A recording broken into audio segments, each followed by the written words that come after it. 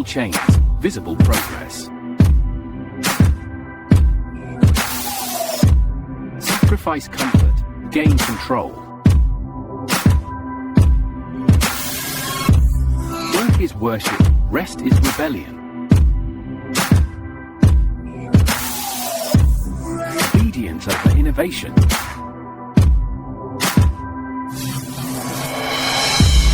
Sacrifice faith, serve faith.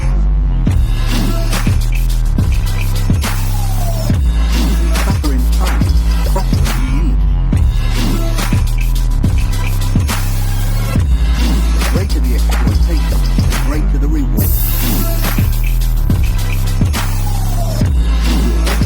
Our safety.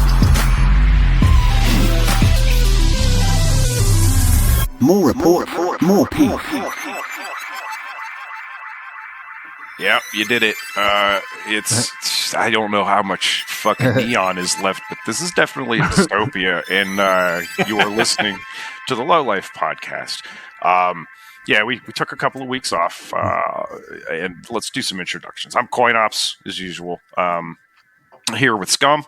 Hey, how you doing? We're going to the UN. We're going to get all international. Yeah. What? And Dan. Hey. And Howard.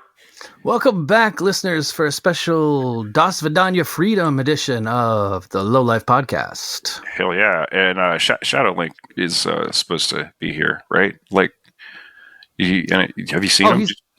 He said he'll be back soon. Okay. Where's he at? We sent him on the egg checker. Someone check the egg prices. Remember? Oh yeah. Oh right. When did he go? Days today? Wednesday? Oh shit! All right. So I'm sure going he's to fine. check on him. I'll give him a ring. I'll give him a call. We'll see where he's at. And this week we are joined by very, very special guest, and he's back, guys. It's Oleg. Hey, hi friends, hi enemies. Everything's bad. It's gonna be fun. Yeah. Back by unpopular demand. Everything shit is shit again. So Oleg, we have a question that I've sort of wanted to start asking guests, and that question is: would you rather be Verhoeven or Cronenberged? Ooh, that's a good question. Mm-hmm. Both of those give me really bad euphemistic analogies, but man, I would like to be Villeneuve. Like you see, I stepped away from the question. Nice. I would like to be Villeneuve. I want outside the box thinker. Yeah, right. I want to walk these giant empty spaces where our civilization has collapsed, but still you have these pieces of, I don't know, sex shops and casinos standing. Have you ever been to Pittsburgh? Detroit. Only Detroit so far. Pittsburgh, they put French fries in the fucking sandwiches, man. Amazing. Mind-blowing. That's a future we're all looking forward to, honestly. It's just going to be sex shops, and which I'm fine with. I would like to see sex shops as far as the eye could see. Casino, not so much. Yeah. And urban ruin, because no eggs. It's eggless, completely eggless. There's no eggs. Probably going to starve. I mean, Dan, didn't we see you showed a picture? Oh yeah, we do have a little bit of an Egg Watch update, don't we, from our man in the field? Yes, and the Cyberpunk Librarian. Literally was out in the field, wasn't even intending to buy eggs. But yeah, I did not find eggs, at least not at the Kroger in Bowling Green. It was absolutely eggless. There were no eggs to be found. It was quite the teen egg wasteland. Oh yeah, yeah. Oh yeah. It was I mean, they were out of eggs. They had a couple of those things where you can pour the egg whites out of a carton. Those aren't eggs. That's not real. Yeah. Hey, it's protein. I'll take it. They're square. That's not real. It's square. Larry. I know, like, I was hearing stories of people, like, panic buying, very similar to when COVID first got started, where people were just panic buying and stockpiling eggs, which is very funny if you know the shelf life of eggs. Which is just just a massive fucking waste. There has been at least one picture I've seen of someone returning like a flat cart full of eggs to Costco, or at least trying to return them. I don't think that Costco will be taking those back. I don't think they do that. Yeah, no. Yeah, what were you gonna like? You're gonna like that. That's just man. there's such an amazing like metaphor to be built from that, specifically like eggs. Because like, all right, so like at work, whenever I use the restroom, somebody put a sticker. I survived the great toilet paper famine of 2020, and I get a chuckle out of that every time I see it. That's really good, actually. But like that's a thing you kind of can. It's not like there's a shelf life on shit paper. This, on the other hand, it's like you buy that many eggs, you better be making fucking omelets for the neighborhood. Big ass omelets. Just nonstop. You got to set a record with this shit. I don't respect panic buying at all. You need to. Well, one, it's like it's a very what's the word? Prepper American in mentality of like. No, it's not even prepper. Yeah, because preppers already have this shit. Goddamn toilet paper. Yeah, but you're still like. I guess. Well, the reason I say prepper is it's hoarder. Like, it's hoarder mentality. It's hoarder. There you go. Thank you. Yeah, that's the word. That works good.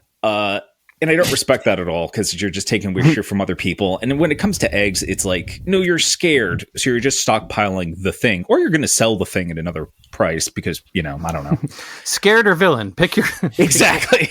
I'm not so interested in which of my neighbors has an arsenal of weapons. I'm more interested in which one of those neighbors has nothing but buckets of that sludge to eat in the post-apocalypse, because the Baker buckets, they'll be gone first. That stuff is nasty. Yeah, we're not eating. That's not part of the loot box. Yeah, there's no short amount of YouTube reviews of that stuff to just queer me the fuck away from it forever. There's a 2-for-1 deal there because they sell you that shit in a bucket. Then after you eat the shit in the bucket, you take a shit in the bucket because do they have like prepper culture in Russia? I mean, the entire Russian culture is prepper culture. Tracks. That tracks. I'm trying to find the non-prepper part of Russian culture.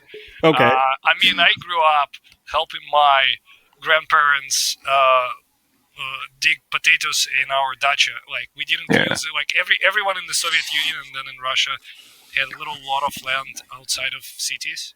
Yeah. Okay. Imagine you can drive to Naperville, except Naperville is not middle-class neighborhood. It's just like it's a bunch of lots of land, and people just grow potatoes and shit there. Right. And so I was helping my grandparents who own this, 1988 Toyota Corolla. No, Hell Camry. yes. It was Camry. Still drive it. It's fucking fancy. Yeah. Nice. It's never gonna. Yeah, it's never. Yeah, it'll gonna never die. break. Fuck Yeah, I had exactly. I had an 82 Corolla that I would probably still have today if it wasn't cut in half by a pickup truck. Yeah, well, it was also secondhand, bought from Japan after the Soviet Union collapse, and it had cigarette holes and blood stains on the back seat. Nice. It was, so somebody loved that car a lot before. Yeah, Clearly. And so it was great. So we would just, grow potatoes and shit, and then my grandma would complain that we got so many cucumbers, now she needs to pickle them all. So like the entire winter you just live like a prepper of the stuff that you have pickled. Have you ever eaten potatoes that have kind of started growing already? Like they're looking for soil. they got the Like, eyes. Yes, they're like, just kill me or let me consume your body. And you kind of, this is by March you're kind of running out of those, and so you're eating all the nasty ones. Yeah. But that was like, you cannot kill this culture. It's just we are living from collapse to collapse. Yeah. And speaking of eggs, by the way, sorry, I wanted to mention that in Russian language and many other Slavic languages, eggs is just another euphemism for balls. So if America doesn't have eggs, that doesn't bode well. No. Finest metaphor I ever heard. Huevos. Oh yeah, you want to keep your eggs going into these talks. Oh God. We're so cooked. Anyway, it's real bad out there. Yeah, it's like what the fuck are we talking about today, guys? Because it's like so much is happening. Well, there's so much happening. Like Doge, the imaginary government department that does or doesn't exist and is or is not being run by Elon Musk, is just wrecking shit. Like he's doing the same thing he did in Twitter. He's just yanking on various cables and seeing what happens. Got it. It's like, all right, there's this thing about like office culture here. There was this like cute bumper sticker you'd see on like some people's cubicles where it would say something like, "Look busy, the boss is watching." And that has like translated like and been kind of perverted and run through the billionaire filter with this guy, where he thinks that if he looks busy, everyone's going to think he's like smart and getting work done. Yeah. That's worse too, because he's a non-elected official. If I tried to do half the things he fucking did, they would have ventilated me. Yeah, they'd put you in jail for sure. You know, you could do January 6th, or you could just let one guy in. You know, like this. I don't think he has security clearance. Like that's the thing that gets me. No, he does. No, he's got it. He's got it from all the SpaceX shit. He's like way too baked into our government anyway. And now he's doing this, and it's just like, why is this allowed? Like, at all. Why is this allowed? Because no one's ever tried to do it before. Because no one has been stupid enough, crazy enough, dumb enough to let this happen. Dumb enough. Is this ketamine? Because, like, ketamine for me, just like, I'm looking at a fire until it turns into geometric shapes. I don't think this is ketamine. Ketamine. Speaking from experience, he's accomplishing a lot for someone who likes to tickle the kitty. You know what I mean? Like, he's accomplishing a lot. He's very focused. There's got to be something else at play here. Yeah, absolutely. Something like with a name like his one kid. Yeah. And just a bunch of letters and symbols. Now, is that a different kid than the one he's totally ignoring, and that his ex-wife had to reach out to him on his own social network to tell him that the kid... I think Meat Shield is the one he had with the... Okay, all right. Yeah. Grimes, he has three with Grimes, and one of the ones, I don't know which one, is one of the ones that was in trouble, and Grimes had to reach out over social media to get medical attention for her son. And I think she's shadow banned on X now. So sure, of course, because freedom of speech. You know, you should have to listen to all dissenting opinions. I fucking look. This debate culture shit, I think we tolerated it too much because, like, when I was on the debate team in high school for a couple of fucking years. I was kind of like the belligerent nerd that people didn't mind hanging out with, but weren't inviting to parties.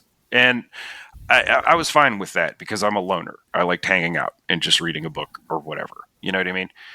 But it becomes very apparent very early on that, like, based upon there are rules to debate. It's kind of like a roast. You know, like you go into a roast knowing what to expect. There's a format to it. There's a width of topics that you can access, et cetera, et cetera. See, I hate that shit, though. But no, debate's different because it's point.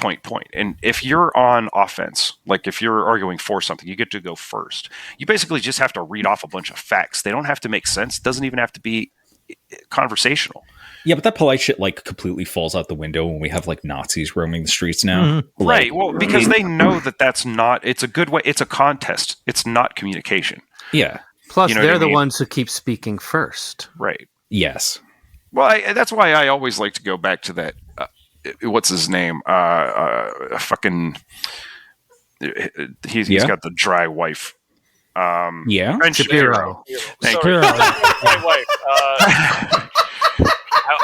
I never heard this guy dry talk. wife, dry life. Wait. Well, no, there's this one video that went around with him where some comedian kind of did a splice on it where it's just him it's him at a college, and he's like, say for example the oceans do rise. Say for example that they rise 3 feet. Say 10 feet.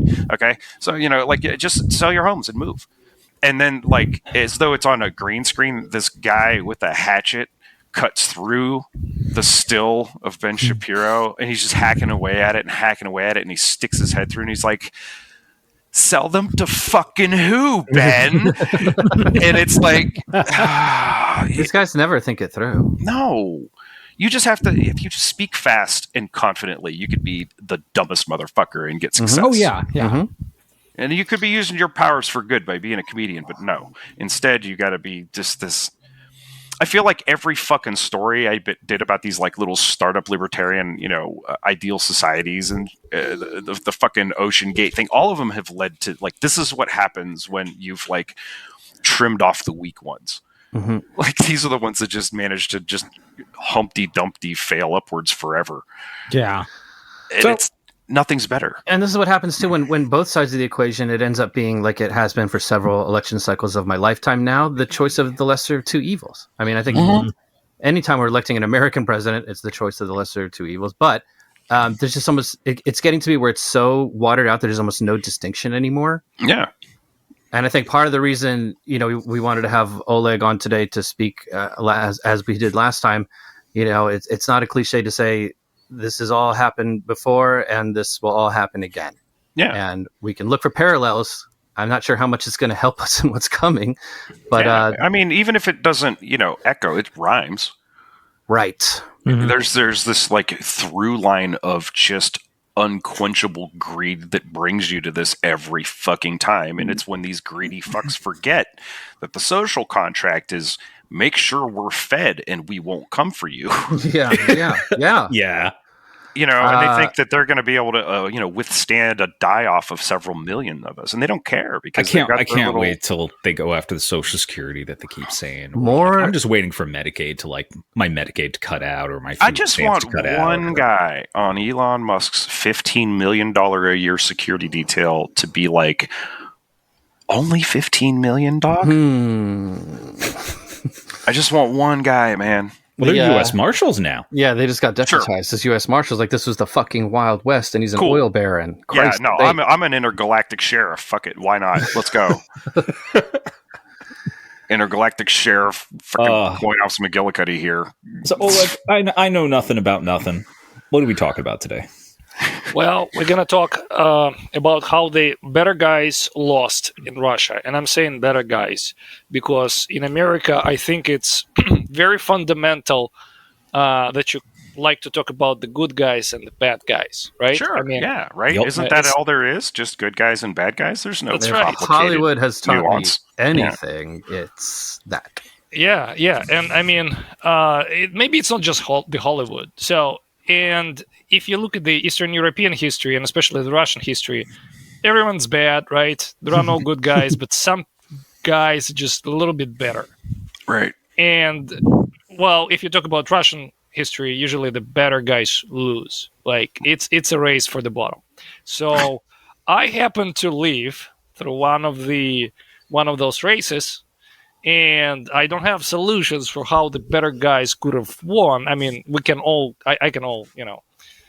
guess about what could have been done differently, but, manifestly, looking around, kind of, it didn't happen. But I can talk about how it did happen, and maybe you can draw some lessons, and maybe the better guys in America can win. And, well, I don't even expect to build a better world. Just build a slightly less stupid world would be great.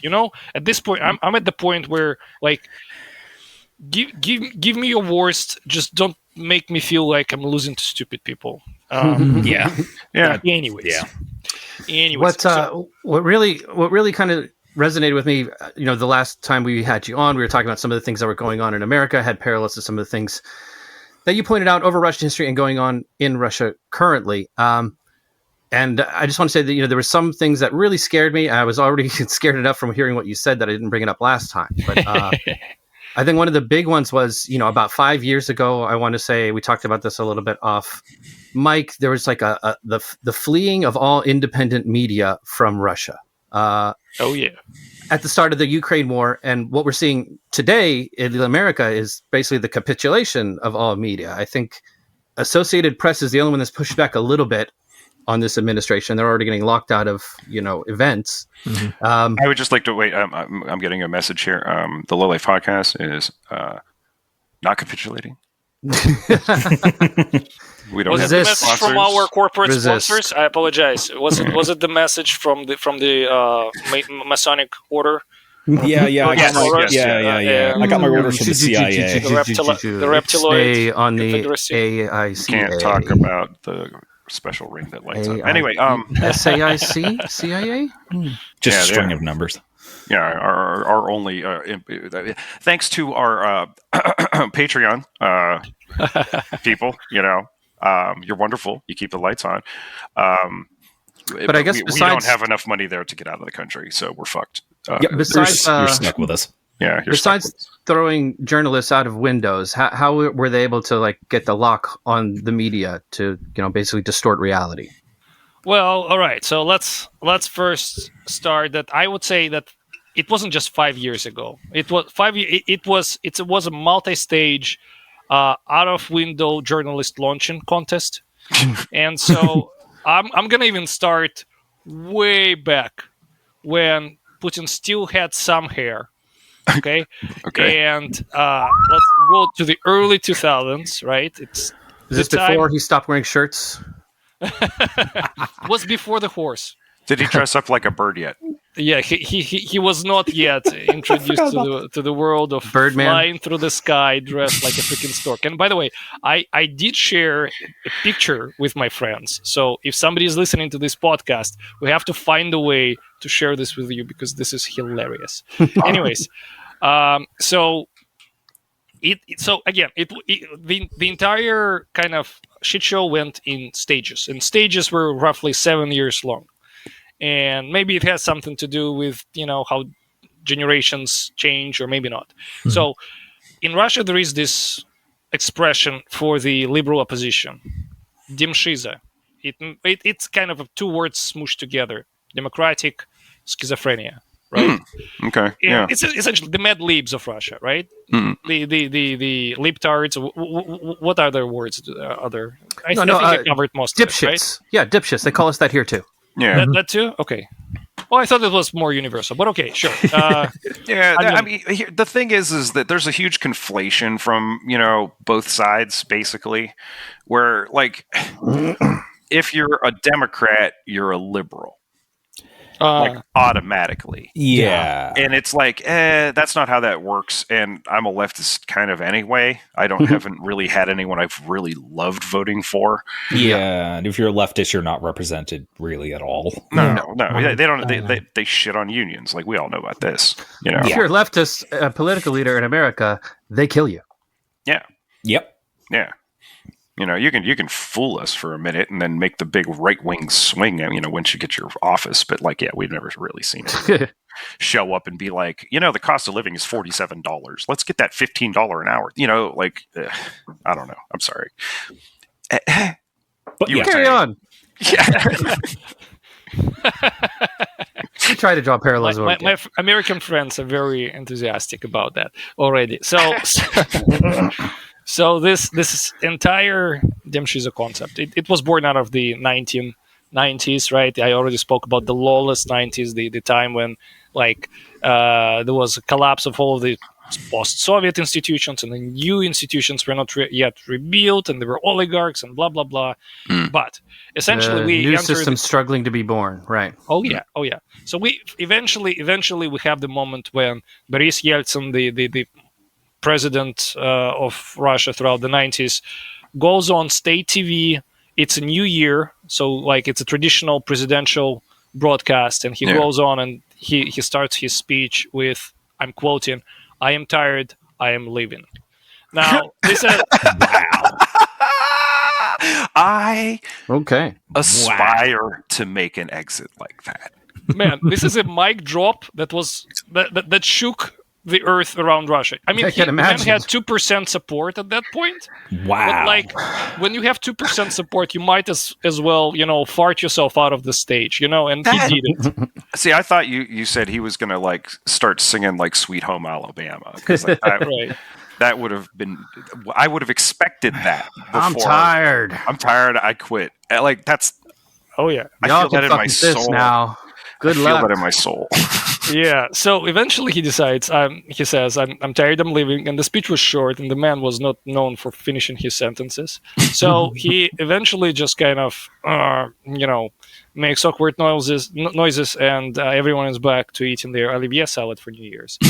But essentially, the plan was to pass. I'm kind of reminding where we left off, right? Sure. His plan was to pass his authority to somebody like preemnik, basically the second man, right? Mm-hmm. Whoever who is going to be anointed to be the next president, and that man was selected to be Volodya Putin. However, there was a time actually when Yeltsin's family was kind of deciding who we should go with. Yeah. And there was another man on the picture, Boris Nemtsov. We'll talk about him. Just remember there was another guy, and that guy had been also a prime minister of Russia for 90 days. before Russia went into full default. And by the way, I think he knew that where it was going, and he decided to just step out before it hits that default stage. So basically, he was, if we were America, he'd be the JD Vance until January 20th, and then he would quit because he would know that the tariffs are coming and the eggs are going to disappear from the egg mines. So interesting. Just remember that name. We'll get back to that name under interesting circumstances. So hang on 1 second, Oleg. I'm getting some choppiness. Yeah. Are you? Could you move a little closer to your mic? Or all right. So my mic is on my head. So I'm gonna adjust the microphone, and you let me know if I'm wondering. You're sounding extremely modulated. It's. I don't know what it would do. Do you want to try unplugging it and plugging it? Yeah, let's do it. Let's do it. Yeah. And we're back. All right. Where were we? Yes. So I'm tired. I'm leaving, and the president of Russia just falls with his face into his salad. Oh, hang on. I thought you were going to quit on us there, Oleg. Yeah. Right. Yeah. I mean, I was taken by the FBI, and Kash Patel is already interrogating me. Anyways, leaving of my own volition right now. Yeah. I never related more to like a president of like, I'm done. Yeah, right. Like what you were saying, coin ops of like, fuck it, I'm out. Yeah. I never related more. Yeah, I mean, a lot of people are welcoming that kind of escape, right? I mean, how do you think Americans would react if tomorrow, like, King Donald just shows up on TV and is like, "You're all dicks. I'm a dick. I don't want to do it. I don't feel like doing it anymore. I'm the best," and just walks it would out. be the single most honest thing he ever said in his fucking life. Yeah, For real. It would be the first time I considered buying a T-shirt. This is definitely a man who, like, there are two things I think he would enjoy more than being president, and one is apparently working at McDonald's. The second, much like Rudy Giuliani, is probably like just winning a drag race, you know, because he's from New York. Like The Onion had a good one. They were like booths set up at CPAC where you could throw raw chickens at Rudy Giuliani. Yeah, he deserves it. But it's like it's something that always bugged me about like Rudy Giuliani and Trump is like they're both New York guys, so they don't really care about gay people. Yeah. Like no one, because it's New York, no one gives a fuck. Like, yeah, that always bugged me. It's like, no, you don't believe in anything. Like the ghouls who support you do. Just a gaping maw with two hands to shove basically pounders into and an ass to leave the remainder. It's not so much that he treats gay people like they're not human. It's just that he doesn't treat humans like anyone human. Yeah, exactly. Anyone under like, you know, a couple million. Back to the only president I have short respect for. So this guy steps out. He essentially appoints. There was a period when Putin became a president without being elected, right? Kind of like vice president taking over, right? So we've had it with Nixon, right? So I cannot say exactly that this has never happened in American history. It was just it did. There was a lot less class. I'm not a crook sounds way worse than I'm tired. I'm fucking leaving. Yeah. Way better. So Putin takes over, and the war starts in Chechnya again. And I'm gonna kind of skip over the stuff that I've kind of already spent time talking about. But there was a period when I think 2003 was the time when a very big hostage situation happens in Moscow. There was a musical Nord-Ost being played there. Theater, the theater, right? Oh God, yeah, I remember this. Yeah, and there was a huge hostage situation, and the I'm gonna call them the SWAT just because it's easier to explain. Basically, it's what they are. SWAT team decided we you know what, we have a solution. We have this gas. It hasn't been really tested properly, but we have this nerve gas that just puts everyone to sleep. Wasn't it a holdover from like Soviet days, or is this like a new? Okay. Anyway, it puts the dogs to sleep. So they decided that's a smart idea. It must work really well. So they use that, And well, I mean, they did succeed at putting a lot of people to sleep, but also a lot of people were essentially killed in the process. Some of them didn't wake up. A lot of hostages never woke up. Yes, I guess out of all ways to die, I guess this is the less. I don't know, man. Nerve gas sounds scary. I studied this as part of a role-playing campaign, and the gas is designed to be used in small, closed-in spaces. This was a theater, so they decided they were going to pump 3 times as much gas as was required to knock out a person into the theater. Maths, some people just didn't wake up. Right. Well, so part of that story was that one of the independent TV stations, one of the big ones, there were 4 big ones really at that time, NTV, it belonged to an oligarch. And actually, one of the few people who was an actual oligarch. Like, he was not necessarily aligned to Putin and his goblins. And they were just reporting on the shit as it was happening. And later on, this was used kind of a Reichstag fire justification for shutting them down. Like, you revealed our actions to the adversary as we were performing the brilliantly executed operation of putting a bunch of people to sleep. And so... what bullshit. Anyway, go ahead. Yeah. So, I mean, that might happen here, too. Just FYI. Guaranteed. 3 rhymes. Oh, yeah.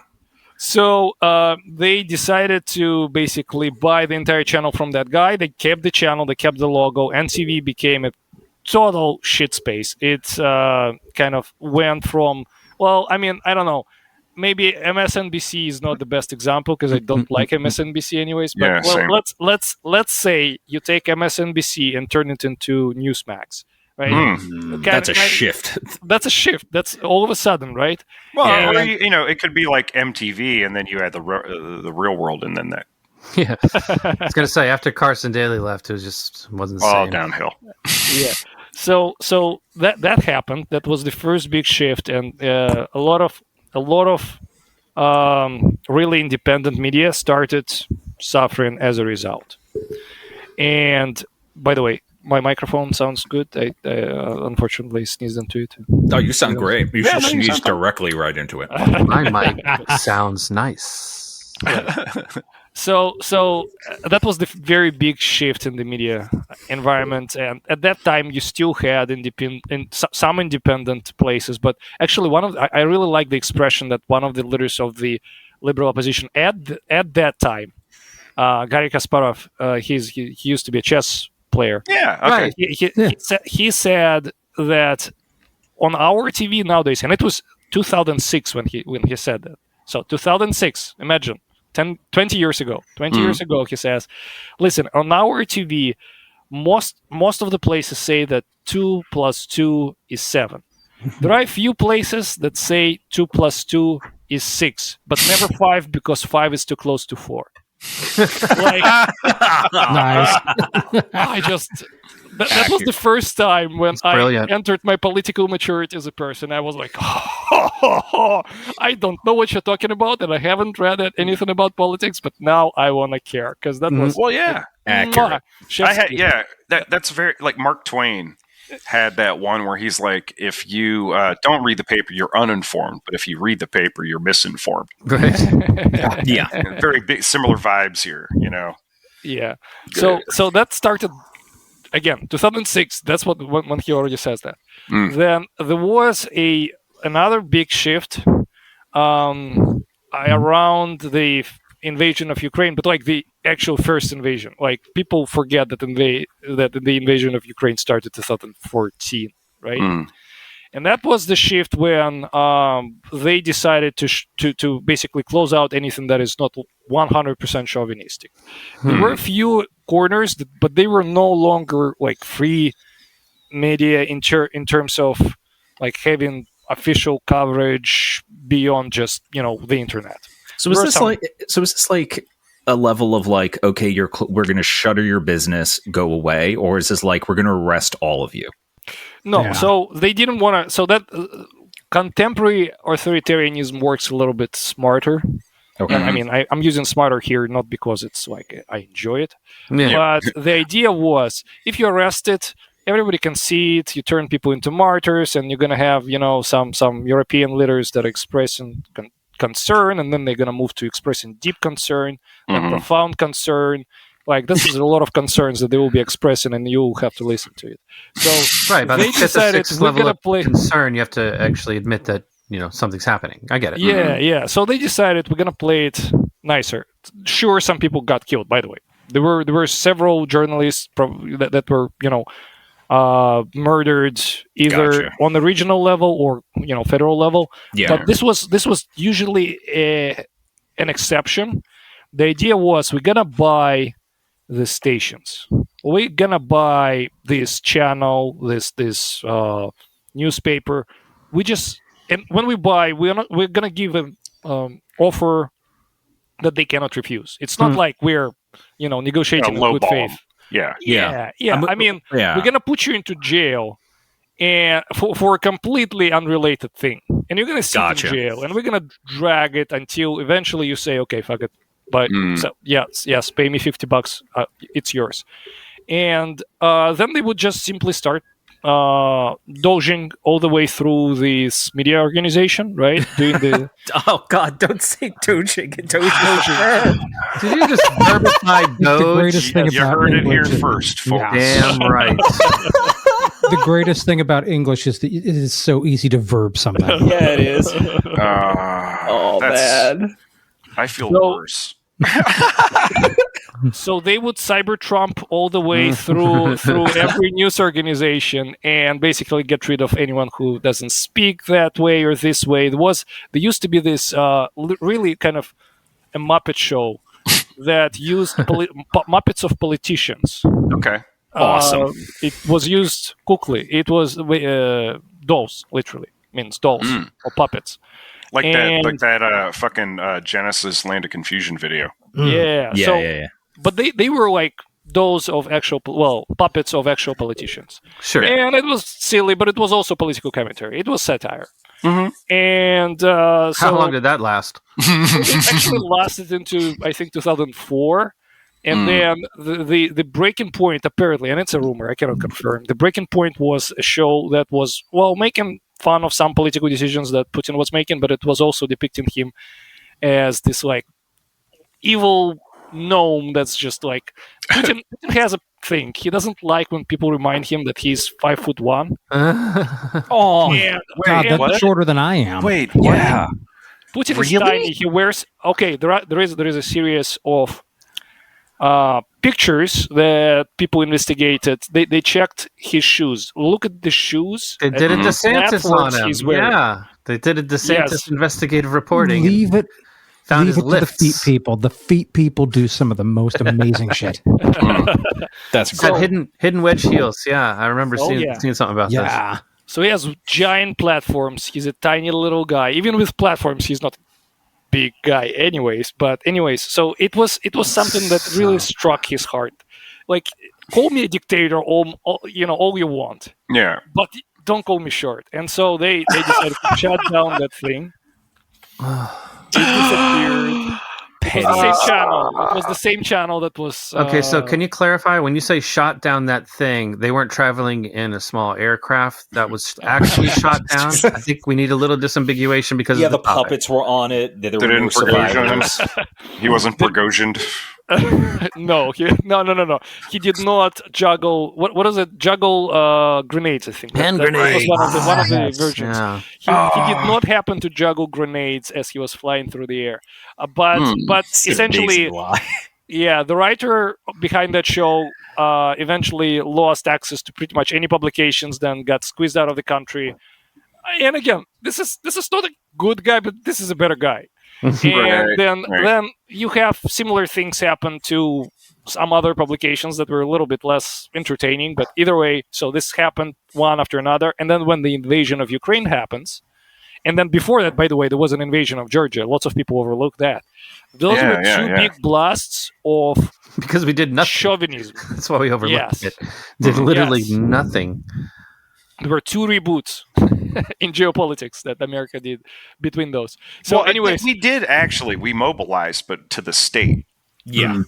Yes. Not the country. Yes.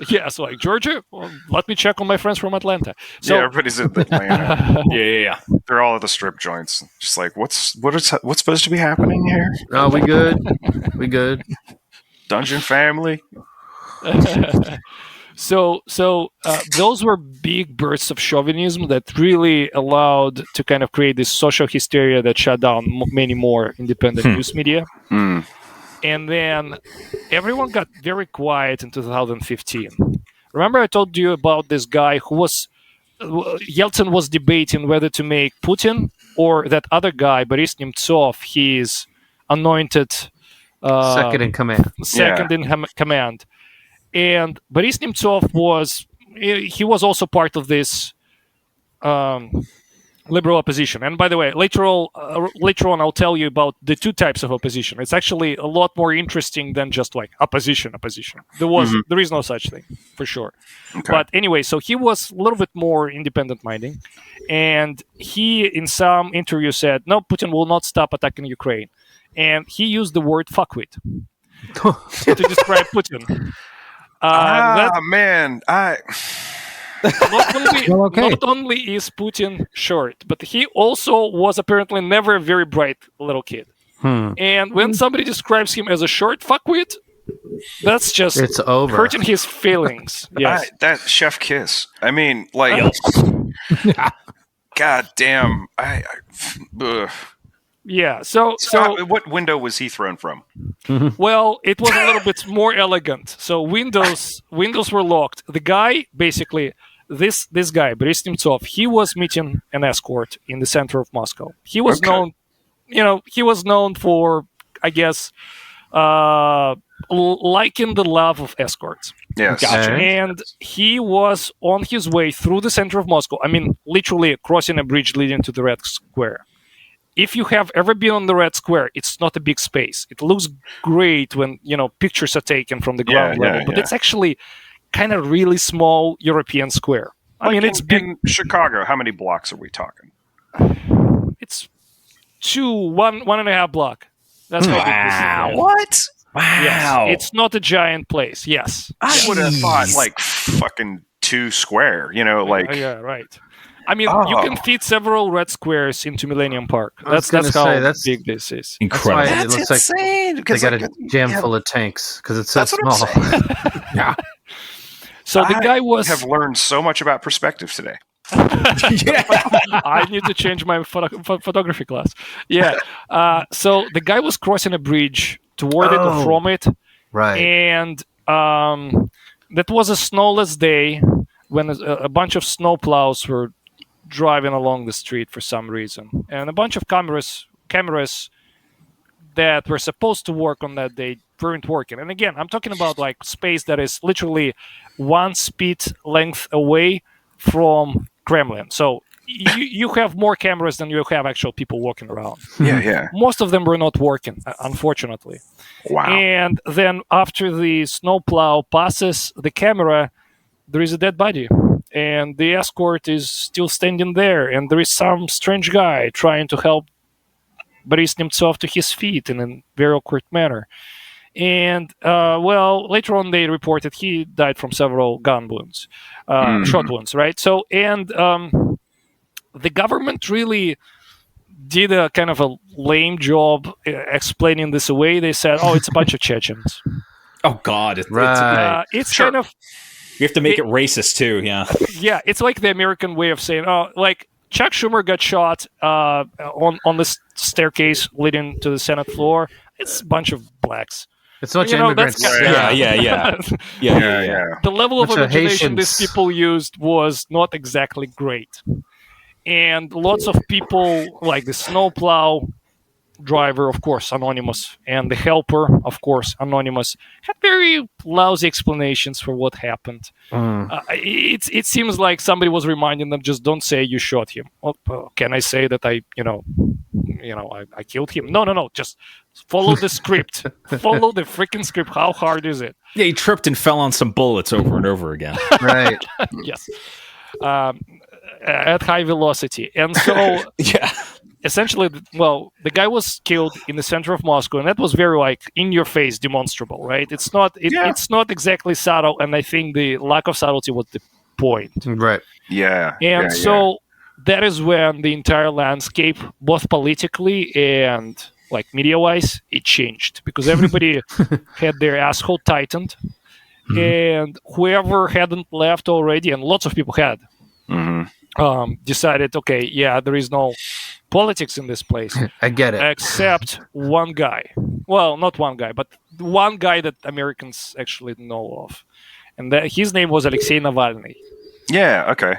So I want to talk about this a little bit because I need to go back to the time of Demshiza, the Mad Libs of Russia and the early days, because I want to remind everybody, listen, I also wish that the better guys have won.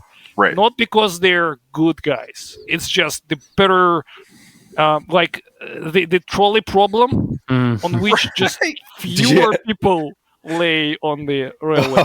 Yeah. Okay, so I long for that alternative reality where just fewer people are killed by the trolley.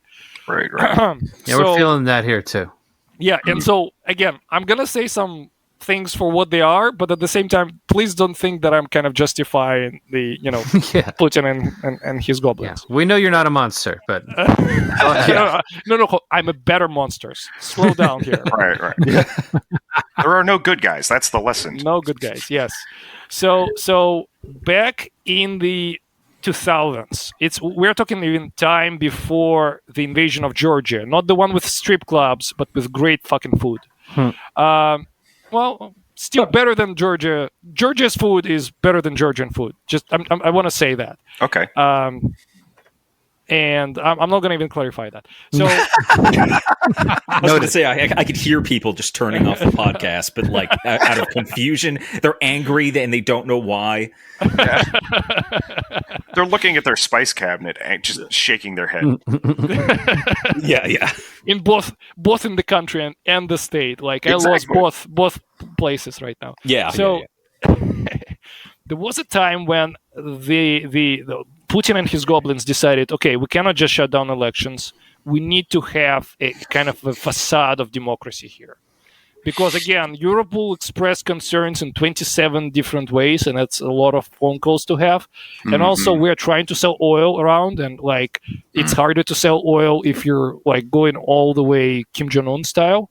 Right. And so they decided, okay, we're going to have elections. We're fucking going to have elections. We got to keep up appearances. Yes, exactly. And we also need to have some parties. We need, and not the parties we like with blackjack and hookers, but the parties that actually go to the parliament, the Duma.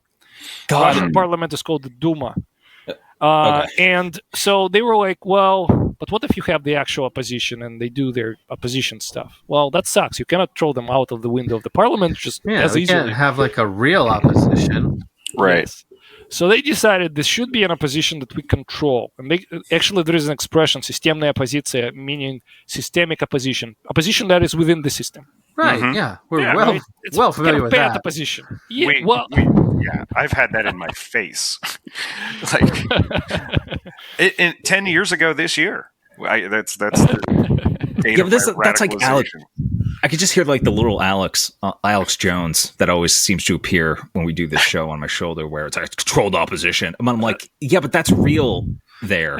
You have to remember that there's three modes, right? There's the honest person, acting like in good faith. There's the liar, who, as Harry Frankfurt said in his treatise on bullshit, at least respects the truth enough to avoid it. But the bullshitter is the truly insidious one, because they can use both. They just want to get you on their side. They don't care about truth. It's just they'll use it because they recognize it.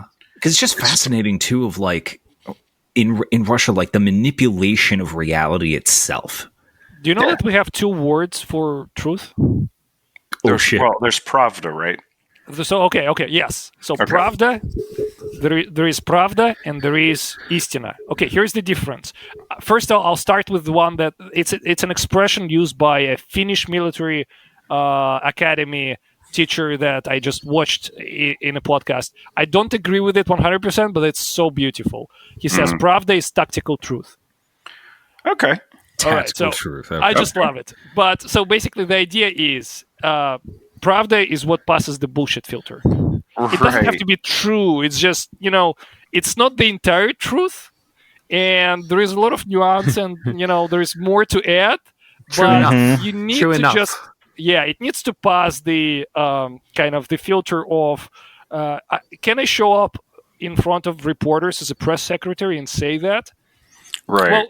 Well, now that's not being followed either. But how well can the audience compartmentalize what we're about to tell them? Yeah, we're not lying to you. We're just going to leave a couple things out. Yes. Right. Yes.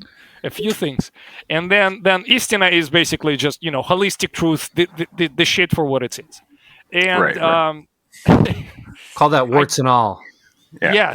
Yes, and so moving back to it, kind of tucks into all of this opposition and systemic opposition in Russia in the early 2000s. Remember, these are the fat years, relatively fat years, when the prices for like oil prices are high.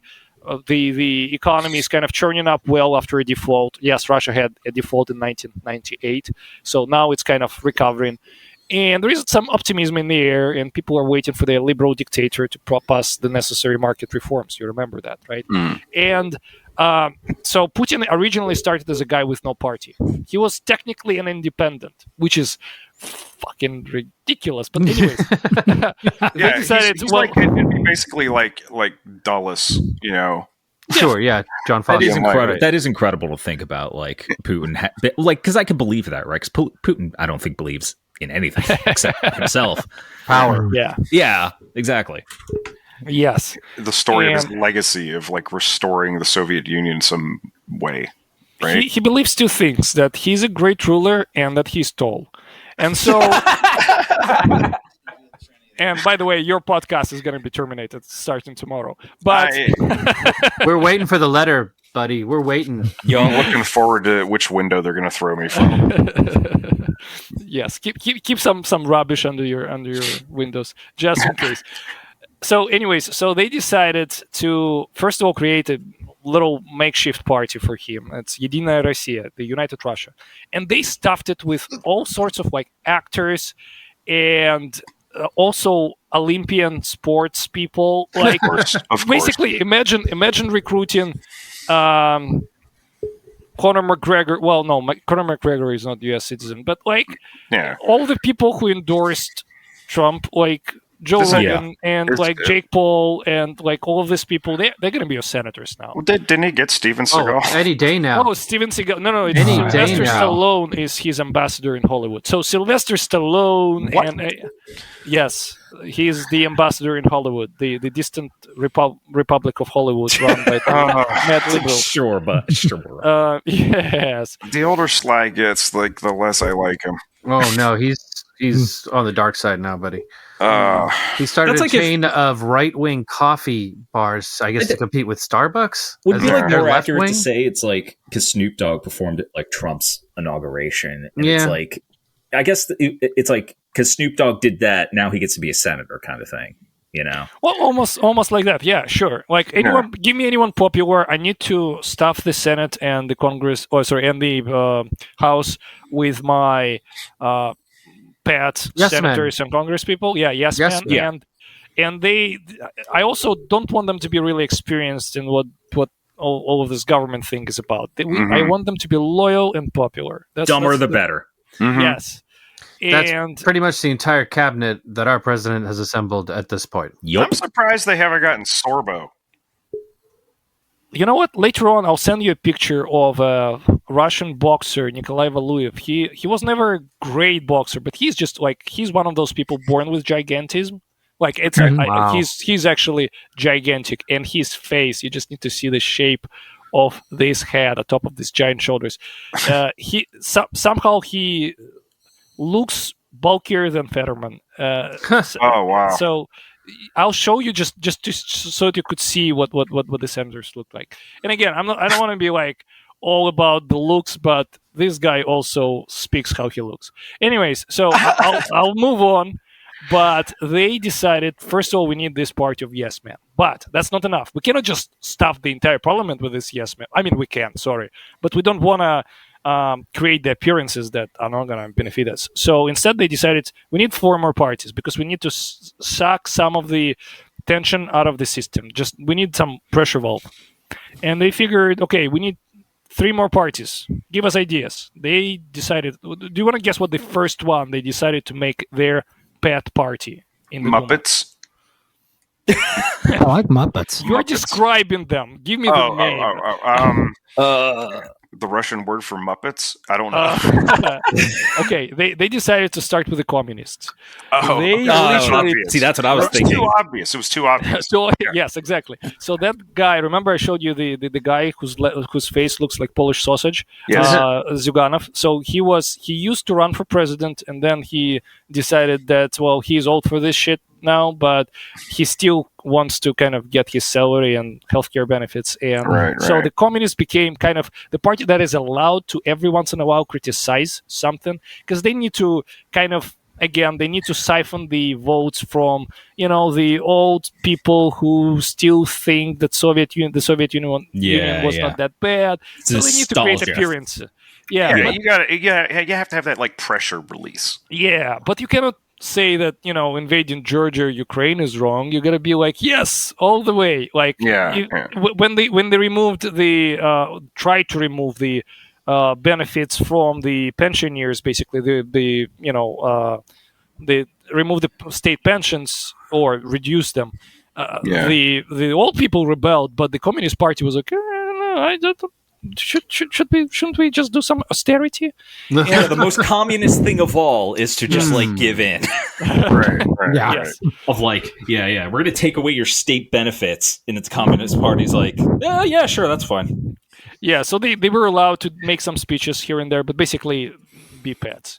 Mm-hmm. Now, the other part is more interesting. So first of all, its official name is Liberal Democratic Party of Russia. Oh, what are they about? It's neither liberal nor democratic. And if you talk about a party, it's a drunken party in a sauna with all the politicians that its leader is sleeping with. So here's the thing. That guy's name was Vladimir Zhirinovsky. Zhirinovsky, nicknamed Zhirik, was a Trump before Trump. Okay. Look again. I'll send to you some links so that maybe you can put some of the recordings of his speeches into the podcast. He said, like, the tone of his speech, this kind of almost feminine bitching about how much he's a macho man. It's absolutely macho. I would think. I'll tell you what. You send me a good clip of that, and I'll insert that right about here. Вот транспорт мы могли бы выигрывать здесь. И здесь бутерброд будет. Надо было Зюганову с красной икрой принести, а мне с черной. Экономите на оппозиции. Кстати, если бы организовывали это выступление сегодня, надо было сделать перерыв все-таки. Надо было сделать перерыв. Вы о людях не думаете. Сейчас обеденное время. Система пищеварения. Вы всем нарушили. 500 человек сидят, никто не обедал. И по очереди выходит в туалет. У вас всегда человек на последнем месте. С 17-го года, кстати. Доклады. Стоят генсеки, читают. Сам уже умирает здесь. Шавкает еле-еле. Про людей не думаете. So Putin basically found a version of himself that's somehow worse because he's stupid. I mean, not saying Putin's smart, but obviously compensating and will kind of cave at every turn. Yes, somebody needs to look weaker and also more deluded than I am. How am I supposed to make myself a moderate? Putin needed to make himself into an image of a moderate choice. Oh man! And he found this guy. So just I'm gonna give you some quote from this guy Zhirinovsky. And by the way, he was also pretty successful as a politician in the 90s, and then at some point decided it's fine. I'm gonna just siphon the ultra nationalists and straight out morons into my party, and that's fine. And so one of his quotes. So there was a time when he was pictures were taken by paparazzi of him hanging out in a gay club in Moscow. Okay. The guy is super macho man, kind of the we get that buddy. Here. It always is. Yeah, totally. So the guy decided that the antidote to this problem is he goes into the tribune in the Duma, in the parliament, and he says, yes, I heard about that story. I'll tell you the truth of what happened. I'm walking down the streets of Moscow. I see a billboard that says, male sex. I decided, I'm a male. I like sex. I want to see what's going on there. And that's how I walked into this mystic place. Oh, disgusting stuff. Man, doing stuff with man. This is absolutely ridiculous. Yeah. Yeah, Me that's too, how it, brother. Me too. Sounds possible. That's amazing. What a piece of shit. That's straight out of the same thing happened to me Police last Academy. week. That's like Police Academy. No. That's incredible. So, I mean, Putin looked very moderate compared to these people. That's amazing. And, yeah. So this is the guy who said one time during the invasion of Ukraine, if Great Britain keeps sending their weapons to the Ukrainians, we're gonna drop nuclear bomb into the ocean. Let the tsunami wash over England. They will no longer exist. Like this is the level of like. That's some Trump-ass shit. You know, hurricane. And Trump need to be best hurricane. No. Unfortunately, even though I don't think it would work, that makes more sense than trying to nuke a hurricane. It absolutely makes more sense. Yeah, fair. That's fair. But like, it's kind of like a weird way to like backstep of like, well, I don't want to say we're going to nuke London. Yeah. You know? We're gonna. But instead, I'm going to make We'll it nuke next to London. I'm going to make it weirder and more feckless. Let the wild nature take care of our enemies. Yeah, By dropping a nuke technically in the that's ocean. Yeah. not an attack per se. That's such a weird thought process to like come to that, where it's like you could have just said the thing, but instead he's like, I need to like not say the thing, but also say the thing. It's such a like wannabe pirate fire one across the bow shit too. Yeah. So weird. I kind of. I look, fuck nukes. I think they're just the most cowardly weapon. Yeah, they're bad. God damn it, that's kind of funny. That sounds like a bad James Bond plot. And that's why so many people voted for this guy out of a joke. He was not just getting the ultra-nationalists. Oh, dude, lots of people were like, this guy is fucking hilarious. Everyone is an asshole. The world is going to shit. I'm going to vote for him. No, totally. Like, even just the gay sex club thing where it's like, that's hilarious. That's like, very funny. It's like, I'm a guy. I like sex. I wanted to see what was going on in here. Like, that's exactly. amazing. That's amazing to me. That's incredible. They tailor the Communist Party to the traditionalists. They're tailoring this party to the nationalists, I guess. Yes, the weird nationalists, like all sorts of like just scumbags, basically. The MAGA Russians. Yeah. But then at some point they actually hit a problem. So they hit that problem especially firmly in the early 2010s, like around 2011. Yeah. The problem was, so the middle class was not exactly buying this shit, right? Mm-hmm. And they wanted some sort of quote soft centrist liberal values, right? And I mean, some people were genuinely actually fighting for the Constitution and human rights and all that, and some people just wanted all of this stuff, but minus the gay sex and dropping bombs into the ocean. Like, can we please have something like a little bit more moderate? Like, can you please put punctuation into your sentences and use the word fuck a little bit less when you talk? Like that's what they were looking for. Democratic National Coalition. Game? Yeah. Oh, Democrats. Okay, gotcha. So so they decided Democrats also range, right? So they decided we need something. Yes, basically this moderate kind of passive, doesn't do anything. Is polite, right? Platitude and they party, called it they call it basically Just Russia. So basically Social Justice Party, but again speaks slightly differently and uses words with 3 syllables in them. Mm-hmm. But essentially, whenever you gotta invade, You're the good guy, and I'm fully with my president for invading Ukraine the 3rd time. Oh, sorry, having Ukraine invade our territory in Ukraine for the 3rd time. All that stuff. So basically, fake pseudo-democratic opposition in the parliament. Kind of get a vibe. Yeah, it's very American Democratic Party vibes. It's like an pseudo-intellectual, kind of like a middle class to upper class. Something like that. Well, you know what? It really kind of rings a lot like the days following 9/11, where Suddenly W could speak, and then he was using words like evildoers to refer to a large group of vague people that could be anyone, possibly terrorists, and then suddenly a bunch of songs weren't allowed to be played on the radio. They weren't not allowed, but it was really strongly recommended that you don't play Free Fallin' by Tom Petty in the days after 9/11. This sanitization of everything. And then, I don't know. I had another point to make that kind of tied more directly into this guy. But it's all of it. All of it. It's the smoothing over of things. It's the generalization of things. There's always some vague evil to be reaching toward and to fight against, and we need to pour untold amounts of resources into it. It used to be a lot more subtle. It's like hyper... it's supercharged now. It happened in the background. Oh, we were using drones to do war crimes. Now it's like, nah.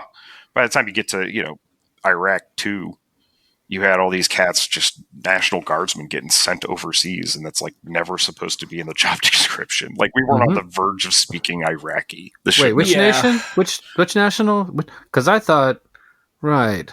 No, it's all very relatable, honestly, hearing about these parties.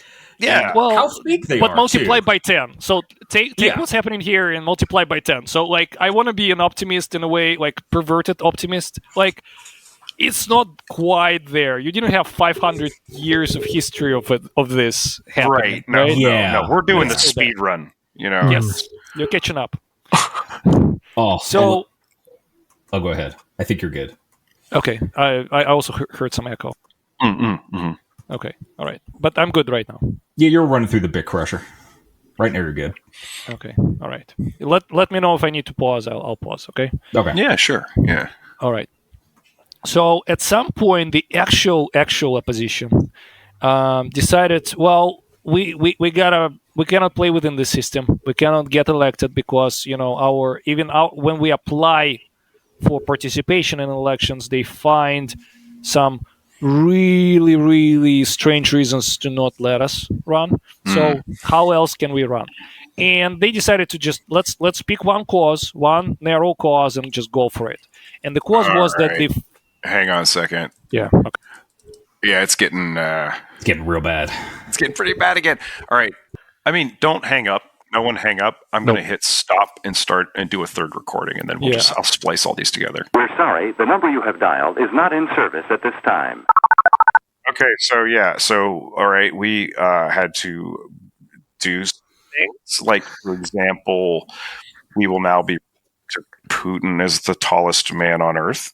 We're experiencing some SVD interference. I think they're running some interference on us. Yeah. We've been compromised. Oh no! We've all taken our tops off. This is now one of those topless news channels. Yeah. Oh God, where were we, Oleg? So we were the political back. Parties that were being formed, tailored to certain interests to better manage their political system. Yes, Russia had a managed democracy. And at the same time, the parties that were not really looking to work within these confines, they decided, let's pick one topic. Because common people cannot follow all the policy goals, right? So let's pick one topic we can agree on. And just hammer it until we get some results. Hey, does that work? Well, I mean, what do you think?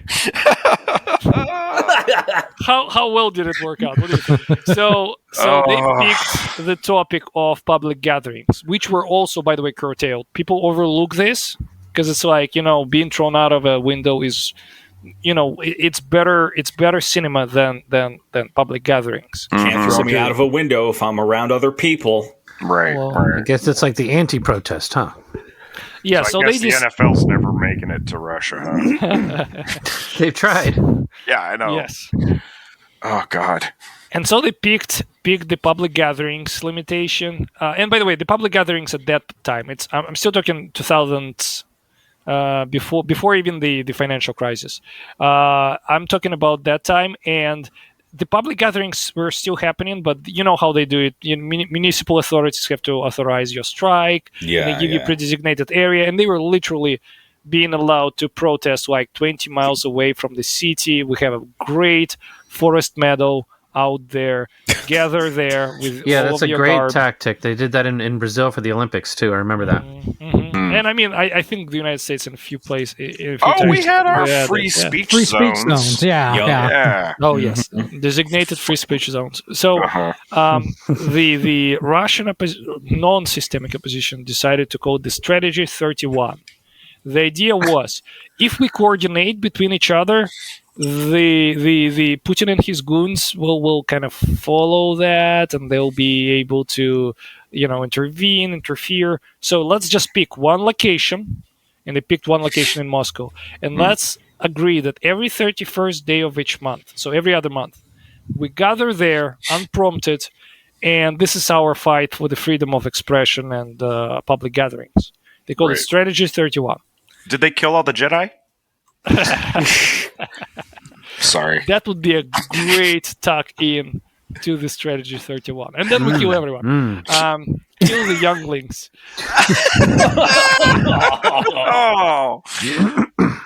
But the Jedis are Cossacks. Yes, the Dark Cossacks, yes. Yeah. Soundtrack by The Who. Feel the vodka going through you. Little preview. If the recording quality stays good, I'll talk about vodka and how it fits into the entire system. Because yes, please. Trust me, there is sense behind that madness. I say with no irony that vodka is my favorite alcohol. So I'm for that. So Strategy 31 was weird because it brought in people who would never shake hands. They would absolutely punch each other in the face at all times. You had actual liberal opposition, right? Like the intellectual, the intelligentsia. Then you had the moderate right-wingers, and when I say moderate right-wingers, they're like, we want to demigrate people. We don't want to literally send them to Guantanamo. Oh God. And then you had also on the other side, you had the national Bolsheviks. That's a new party. That's actually another topic that deserves its own conversation because it's just so out of shape. It's just so bizarre. It's kind of a mix of Stalinism and nationalism. It's kind of almost Russian Maoism. But they had they were attracting a lot of youths that thought you know what, they're the real guys who fight. And actually for some time they were the only ones who actually fought, even though they were they had some dipshits in their leadership, but that we'll get back to them because they will reappear in that story. But they were basically, you have absolutely full spectrum of political views gathering for that protest. It wasn't huge. The biggest achievement that they had in 2009, I want to say, or 8, was 2,000 people in the center of Moscow. That's not huge. No. It was, again, that was the fat years. Nobody wanted to pay attention. Right. The country was extremely atomized. Political apathy was through the roof. But these people kept coming and fighting the riot police and sometimes getting arrested. And it was the time when you get arrested, you spend 15, 30 days in jail. Most likely, you're not gonna nobody's gonna throw you out of the window time. This kind of reminds me, in terms of timing, is when we had first moved to near DC.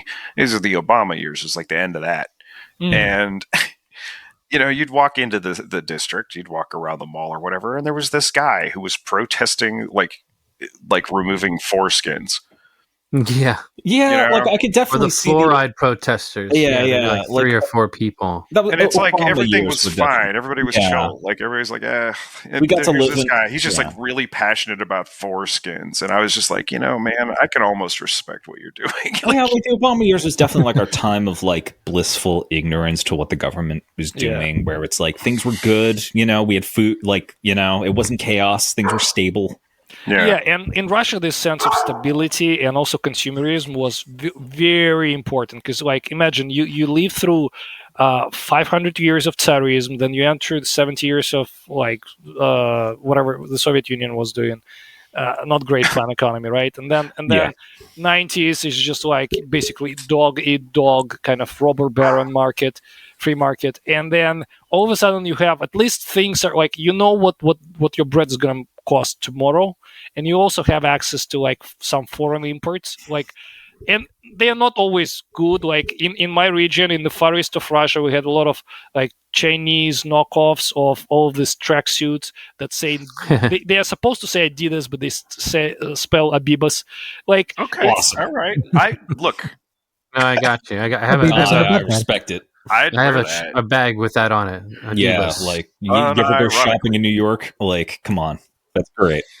I honest to God, have always really liked a near knockoff, like something that, you know, it's not like Gucci. It would be like Goody. Gucci. It's so close.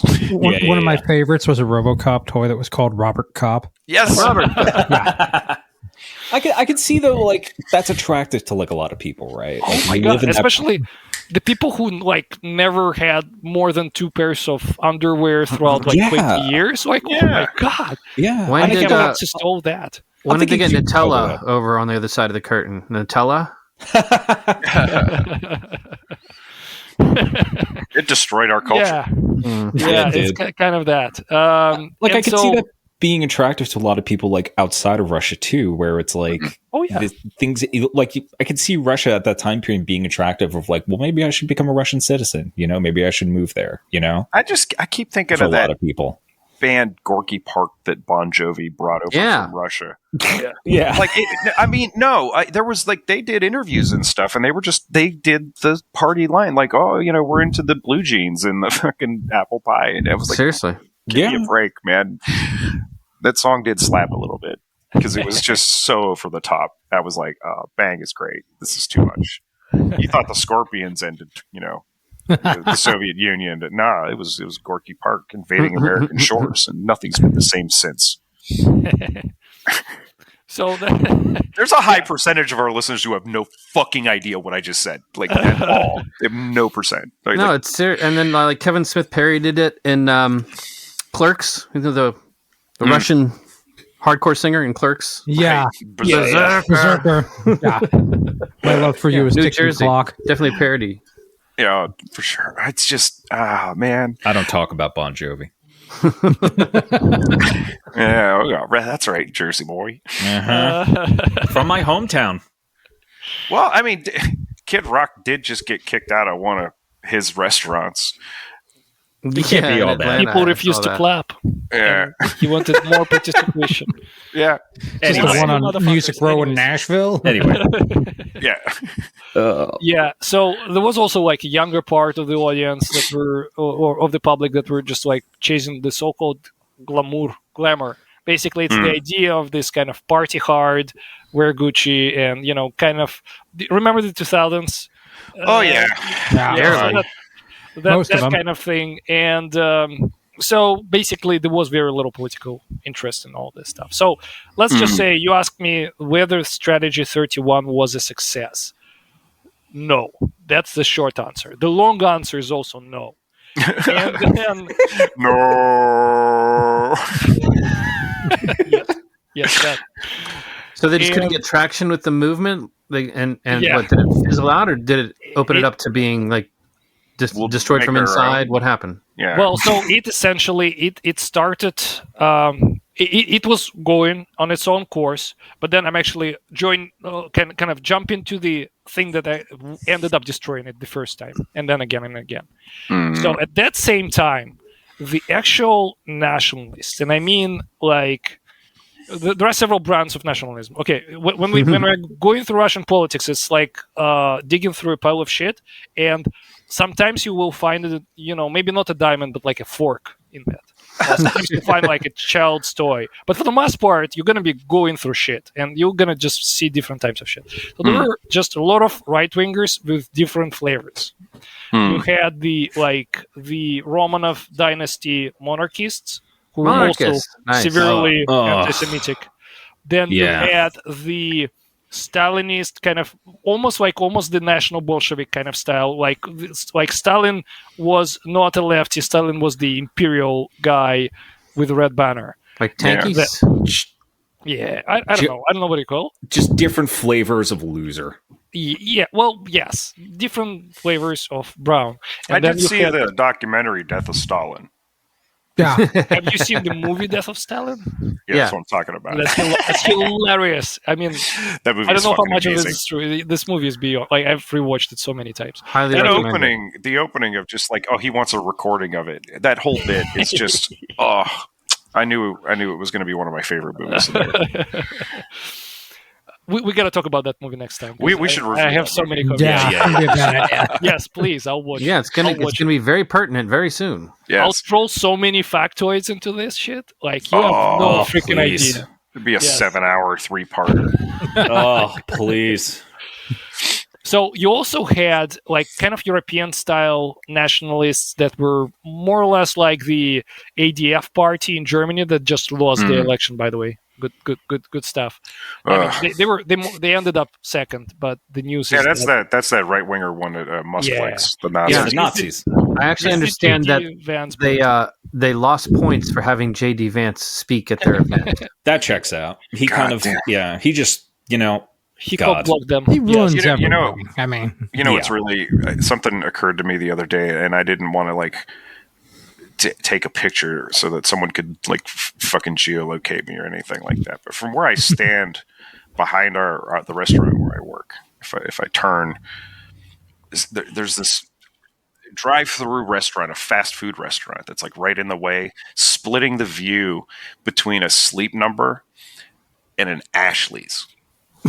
And I just think about he'd need a chaperone to go like to anything within 300 yards of these two places. It's, right when I forgot about that. I'll never forget, man. I'll never forget. Yep. He fucks couches is what the joke is. Anyway, go on. Stay away from him, I think. So going back to the people who have love affairs with couches. So all of these people decided to also have their own little protest events called the Russian marches, Русские марши.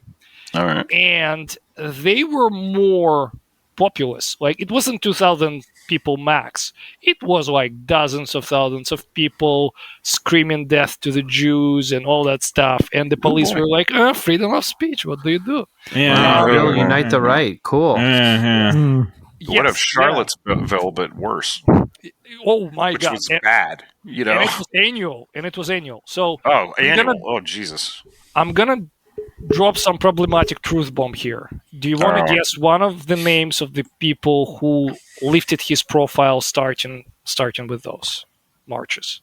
I'm just going to say Steven Seagal over and over. I'm going to guess and say Navalny somehow. Yeah. Yes. Oh, wow. He started off as a part of the Yabloko party, which was like centrist liberal party that was also kind of very amorphous, very very systemic at position too. Yeah. He didn't like that it was not really fighting to win, right? Not playing to win, and he wanted to win. Can't imagine.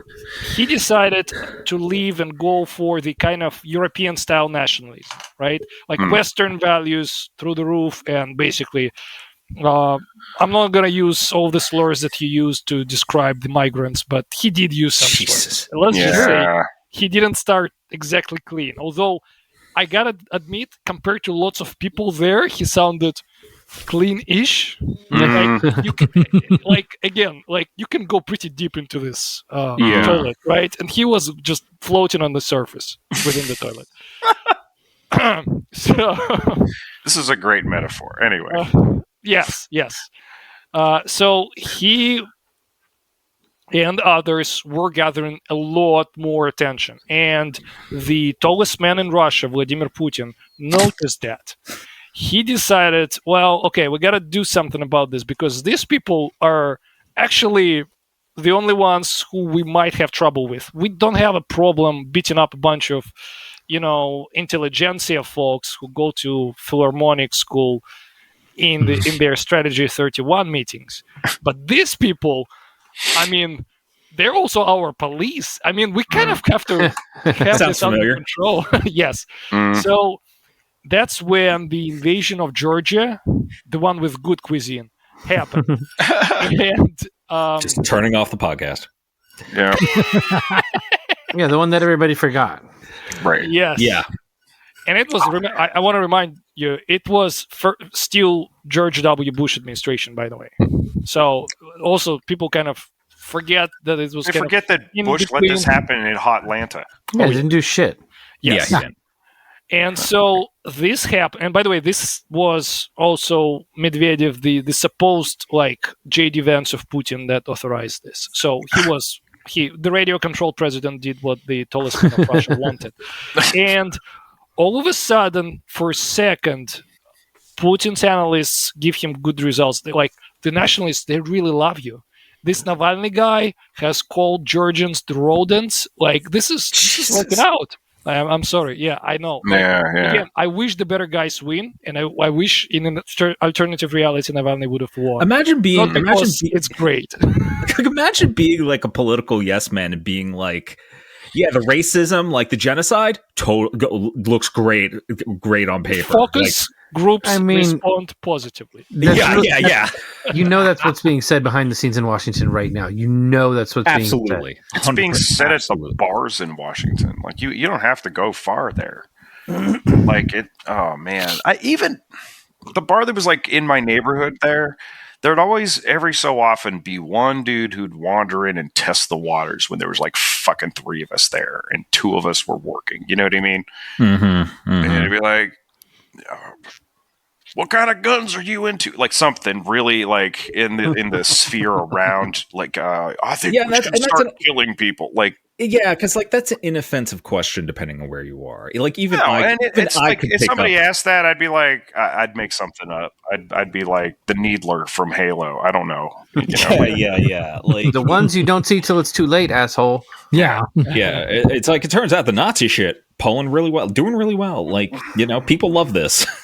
They think they do. They think yeah. We got to go through the motions of this shit again for some fucking reason. Yeah. It's like we're failing an open book test with instantaneous communication. Yeah, because it's like this is the point of the podcast 3 hours in.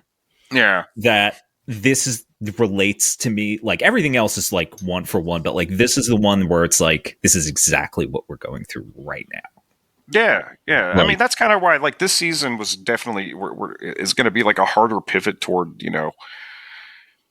Well, we're going to tie the fiction in more to the dystopian, more to the like the parallels of the things that are happening. Like this is just documenting like the history of parallels. It's always the same thing with the same powerful people doing the same motions and people reacting the same way. And it's just not like believing in anything or caring. Because it's like, again, I don't think Trump really cares about trans people or gay people. But it's like, he just wanted to stay out of jail. And now that he's out of jail and he's being shitty to people, being shitty to people pleases a very specific part of the population. He's Musk's Muppet.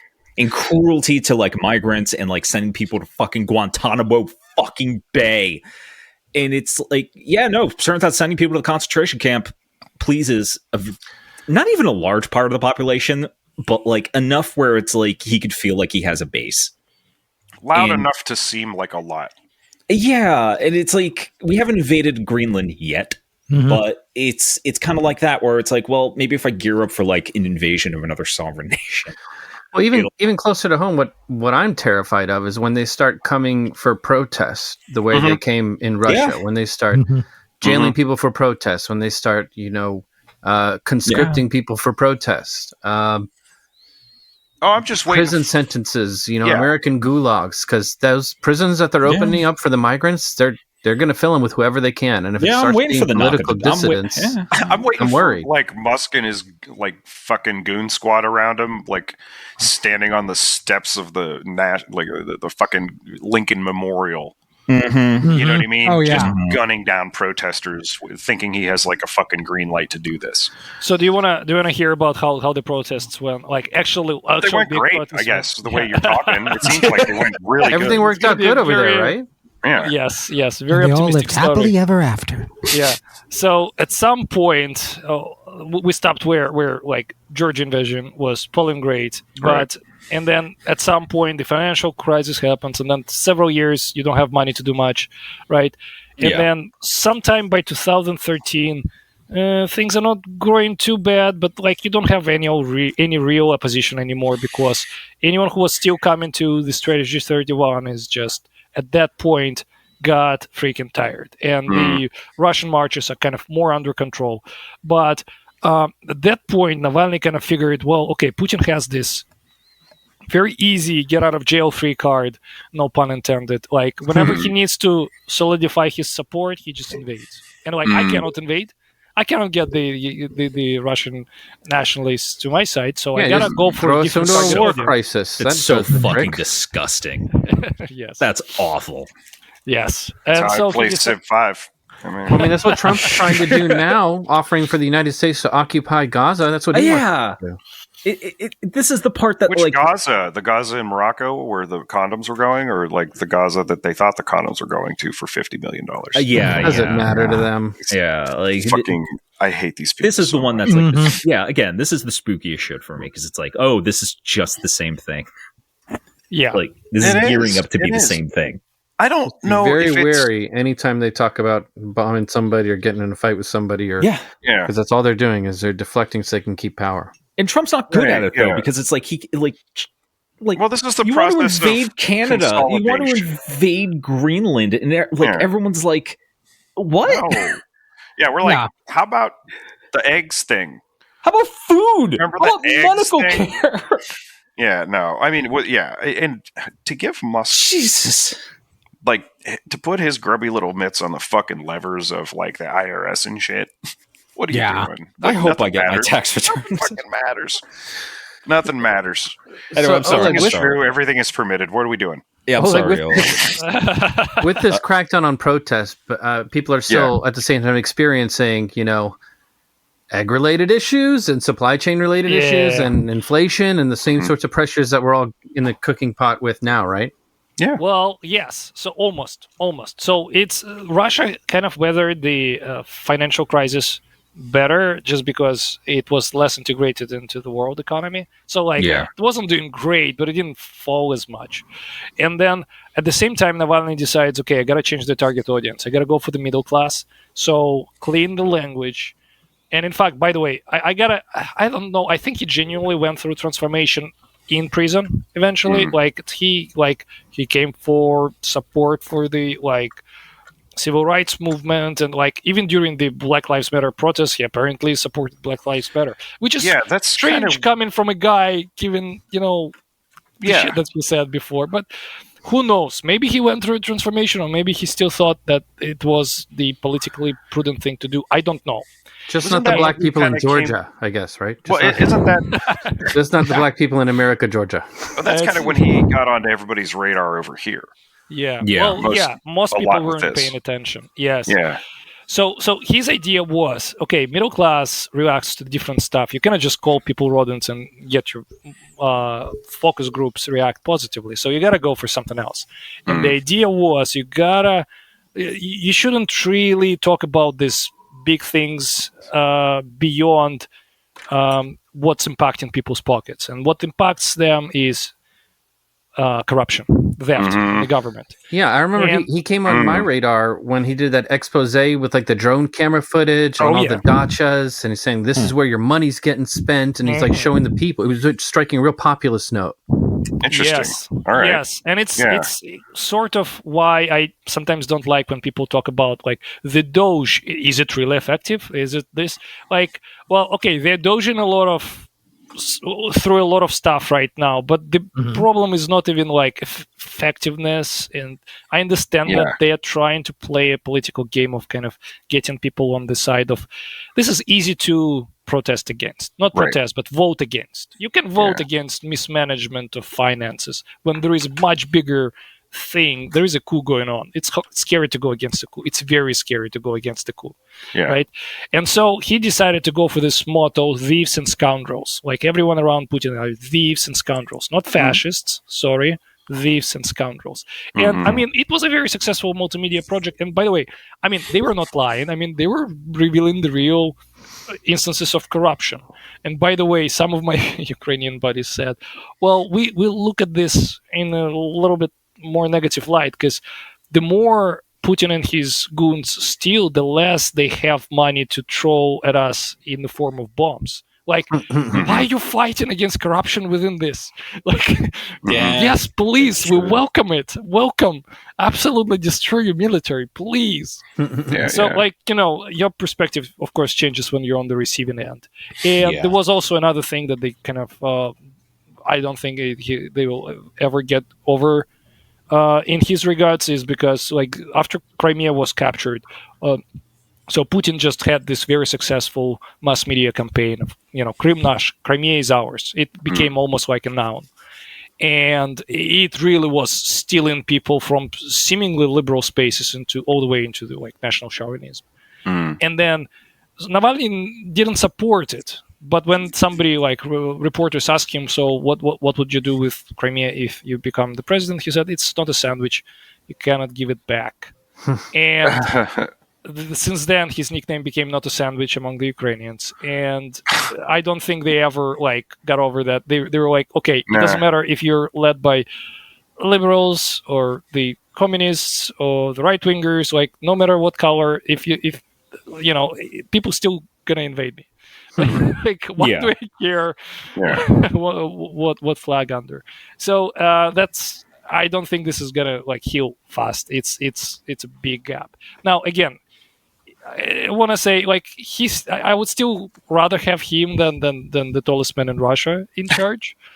But it's kind of it's a very long transformation that he had, and at some point, obviously, he decided, okay, I'm going to go for the president. That was one of the big bans not bans, but literal triggers for the tallest man in Russia. If anyone's going for my power, then you're on my radar. If you're just doing everything else, just don't call me short and don't call me a fuckwit, and then you probably are going to be mostly okay. Unless you piss off somebody else, and then somebody else might throw you out of the window, but it won't be me. So at that point, I think when he went for this kind of attempt to go for the election, and basically it's an unsuccessful attempt because he wasn't even allowed to register for the election. That's when they decided, okay, we're gonna poison your underwear. You know that they tried to kill him by poisoning his underwear, right? Right. What? They did his underwear? Yes. I just figured it was going to be the Polonian tea thing again. No, that's worse. It's the underwear. They took the Novichok and decided to go for his underwear. Man. He survived. What, they irradiate him?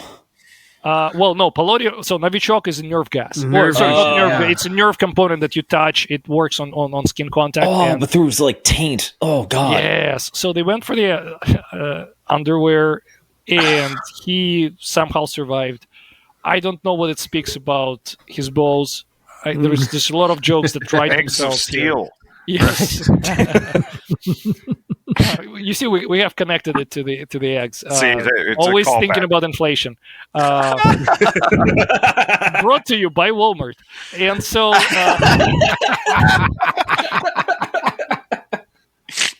And I think that's the point when he survived. He wasn't. You probably remember that part of the story. He was in a German hospital. Eventually, he said, "I'm going to return, and I'm going to call a bunch of people who support me to protest. We are going to make it the big Maidan revolution." And I'll talk about Maidan and what it means. This is a Ukrainian thing. Okay. And unfortunately, this is where I think he miscalculated. This is my understanding. He went for the middle class and he got a lot of support. The problem is, these are not the greatest people on the barricades. These are not the greatest people who would consider building the barricades. Sometimes they may be.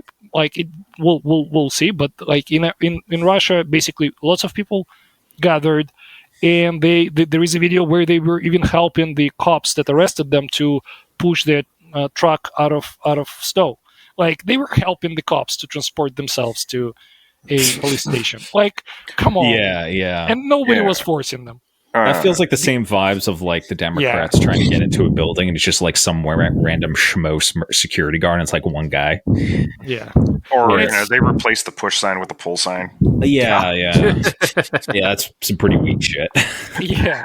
And by the way, long before that, there was an actual protest that actually took place, and it happened during the Medvedev reign. Right, in 2011, there was the time that it wasn't even federal election. It was, I think, a bunch of midterms, and Moscow and St. Petersburg are much more influential in Russia politically than you have any city in the United States. Like the United States is much more decentralized in that sense, politically too. And everything that matters in Russia, at least from the standpoint of the tallest man in Russia, happens in Moscow and maybe sometimes in Petersburg. And so they had this like absolutely ridiculous outcome. I mean, not as ridiculous as Chechnya, where 109% of the people voted for Putin. Oh no, was this like 78? Like, yes, instead of 109% voters for Putin, which is a very strong electoral outcome, they had something still like within the 70s. And ridiculous. People were, ridiculous. And people well, decided... it's like the Democrats are always saying, you got to vote harder. So lots of people showed up. A very up. Statistically improbable decision for that election. I recall that. Yeah. And people showed up to protest in the center of Moscow, like spontaneously. And it was December, so like everyone's getting ready to get hammered in front of a Christmas tree. For Christmas, right? Yes, and so they caught everyone unprepared. And I mean, the tallest man in Russia was unprepared.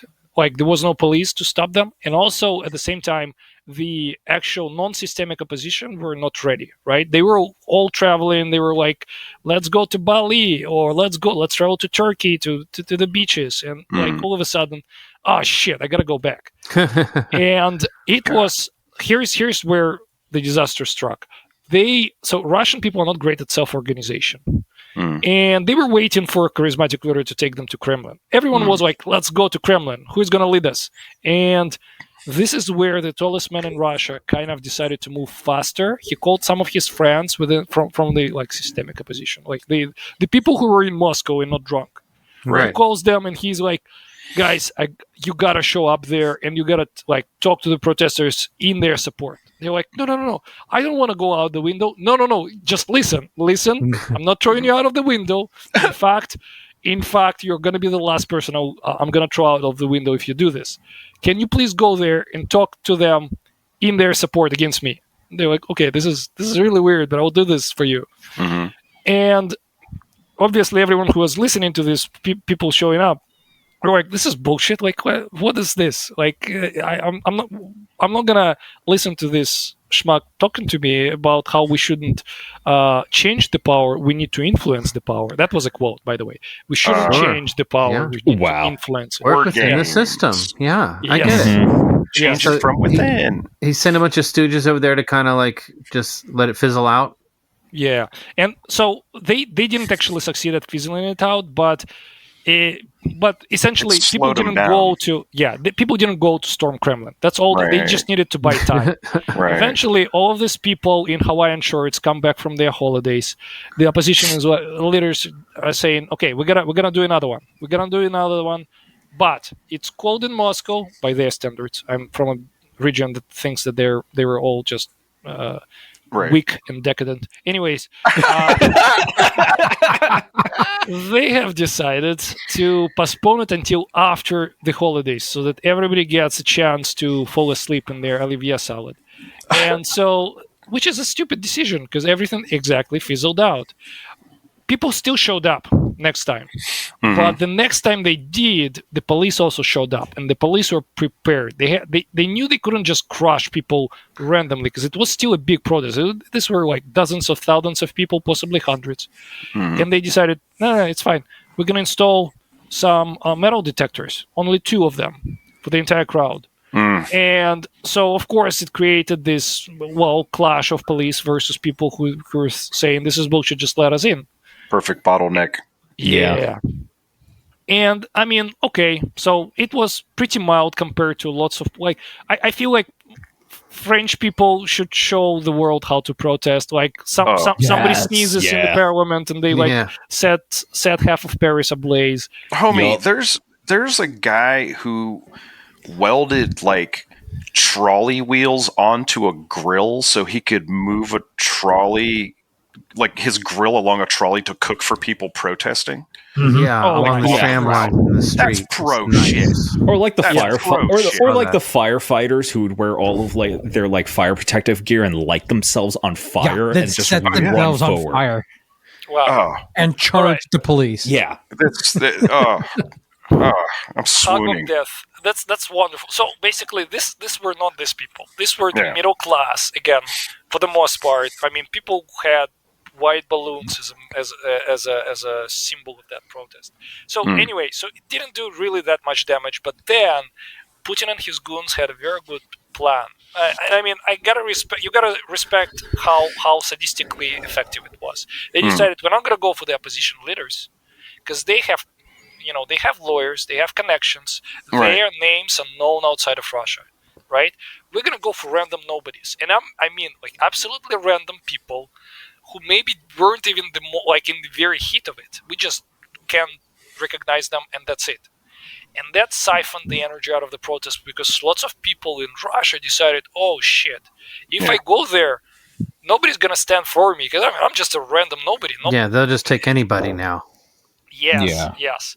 And it's terror, really, among the If this is our last episode, you know what happened. I'm going to repeat: the tallest man in Russia, the tallest man in Russia in history. Yes. And that's the scariest thing too. Is they can take you off the street for protesting or for being near a protest if you're not really protesting, just to make a point, just have some numbers. That was the idea. That's the same approach that some producers use for movies, so that they are not pirated. Right, random person who downloaded the torrent. Maybe not the creator of the torrent, but random person. That's just to make a point. Yeah, so, we touched on that back on our like little chat and shit. Yeah, I remember a few of those cases. Yeah. So basically, that's kind of how the protests went. But I owed like $1.5 million because I downloaded some of like that Garth Brooks side project, Chris Gaines, I'd probably give up at that point. Because didn't they, like, I think this was more recently, but I know that the Russian government would arrest artists like Pussy Riot or like other folks that they were like, well, they talk a little too much against the government. Writers well, okay, so get thrown out of a window. Since you're mentioning Pussy Riot, they were arrested for playing a song. Not the strongest song, to be honest. They're not musically very talented, but they played it within an Orthodox church. And church in Russia is like one of the parts of the state propaganda machine. There is this concept of the skrepy, moral bindings. That is it's a very heavy part of the narrative, right? So we basically how do you say that you hate gay people without saying you hate gay people? You talk about the moral bindings of the society. Yes. And they also had laws about offending the feelings of believers. Basically, it's supposed to protect freedom of speech, but you know exactly what denomination it protects. And so shit posting in social networks about like just saying, well, I don't think God is a thing, might get you in trouble. And that's kind of one thing that people, I guess, that's in weird. America... War on Christmas. Yeah. That's weird, though, because isn't like Russia like a lot of atheism? Like people just don't believe in God? Yeah. No, nobody really shows up for Christmas. Well, I mean, few people show up for Christmas mass in Russia, but nonetheless, it's kind of one of those things that it puts you closer to the seats of power. So it's kind of a thing that you gotta follow if you want to show your loyalty. It's and a cultural thing. This is the part that kind of terrifies you the most, is where we get into this targeting of people for their social media content and opinions and sharing. I mean, we're seeing that right now, where several people in Justice Department are reaching out to congressmen who've said, quote unquote, incendiary things about Elon Musk. There was a guy that was arrested the other day by his local police department for saying something online about Musk, and like they're trying to make a big deal out of just terrorizing people by letting you know that that's anybody. So fucked. Yeah. What's the guy's name? What was it? Jonathan Cherry. I'm trying to find the guy's name, the guy who was arrested. Like he was arrested and searched his house. They found like a rifle. They found some plate carriers and a pistol. I'm like, man, this is America. He's American. Okay. Yeah. David Cherry. That's the guy's name. Accused of threatening Elon Musk on X. I threaten that fucker every day of my goddamn life. Yeah, that's why it's terrifying. My last tweet was calling him a piece of shit. Yeah, like did he threaten his life? I mean, even then, it's like, well, he's a non-elected official. Like, I guess because he's a billionaire, he's a little bit more protected than you or I. Yeah, but he pays for way too little for that. Yes, he's only paying $15 million. He's worth $400 billion. One of you guys, come on, you got to unionize. God, you seriously. Sorry, just trying to plant seeds. Just plant seeds. Yeah, and lots of people think that it works like this, massive machine that squashes dissent, but actually, it was kind of doing. It was like slow cooking.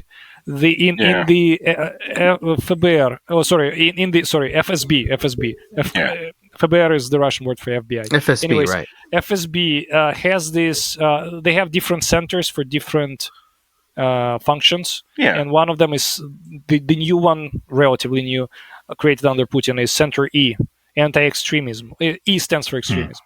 And anti-extremism is basically defined as anything that goes against Putin, like calling him short.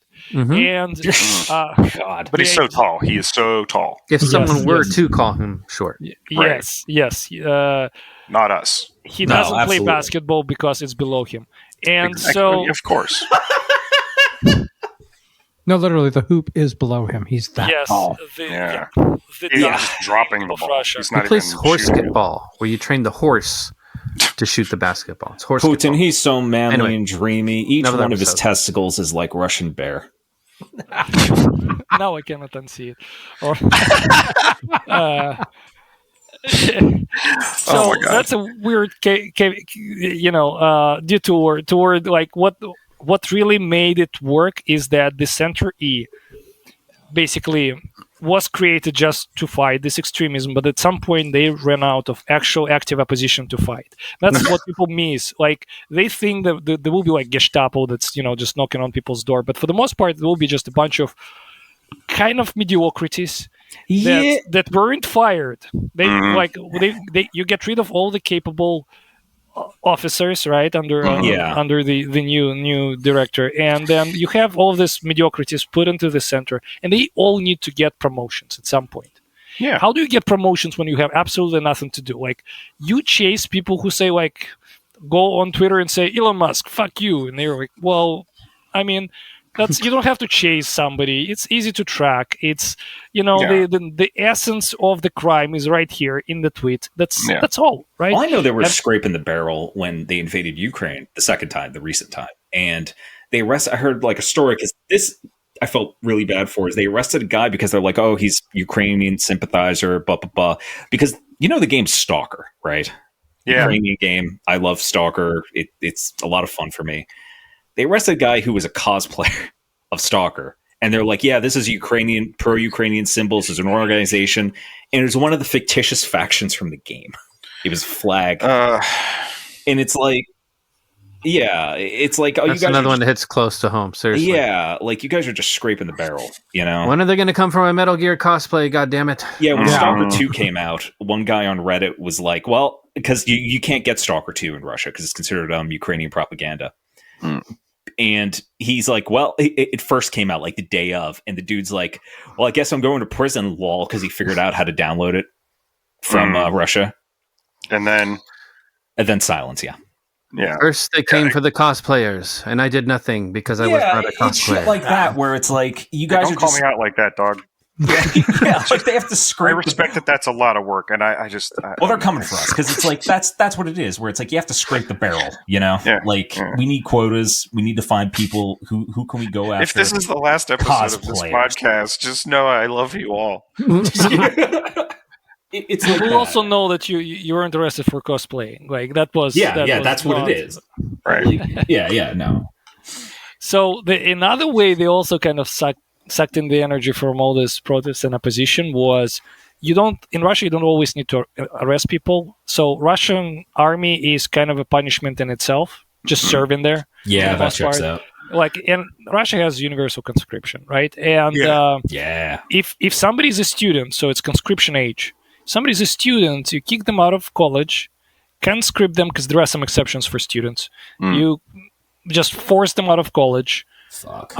Conscript them, and in the Russian army at that point, it changed over time, but at that point there was a 2-year term that you have to spend there. And they will put you into the meanest unit possible, and it's not going to be just like, well, it's not just infantry, but like there are different units all throughout the Russia. One all throughout Russia, and one of them is actually not too far away from where my hometown would be.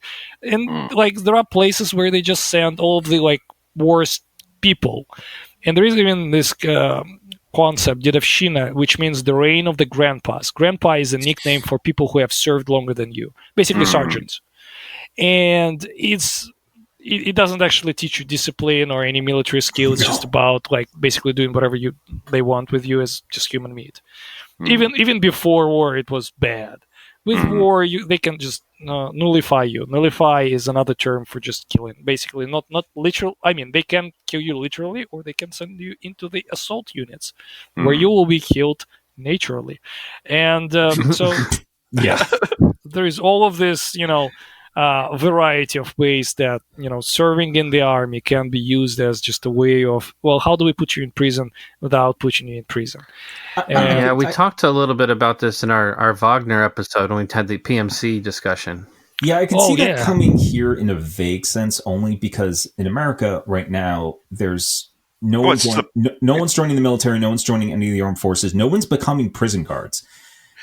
And there's a huge shortage. The private prison. Well, we have the private prison thing. Yeah, but it's still that's how they enslave you. I'm telling you, Hegseth's going to work on that, man. Well, that's the thing. It's like nobody wants those jobs because they know what you're going to be doing. And I'd like to think the younger generations are much better than we were. And SecDef Bro is going to bring back conscription. You just they're going to bring back conscription, but for like now you're a prison guard. Fuck you.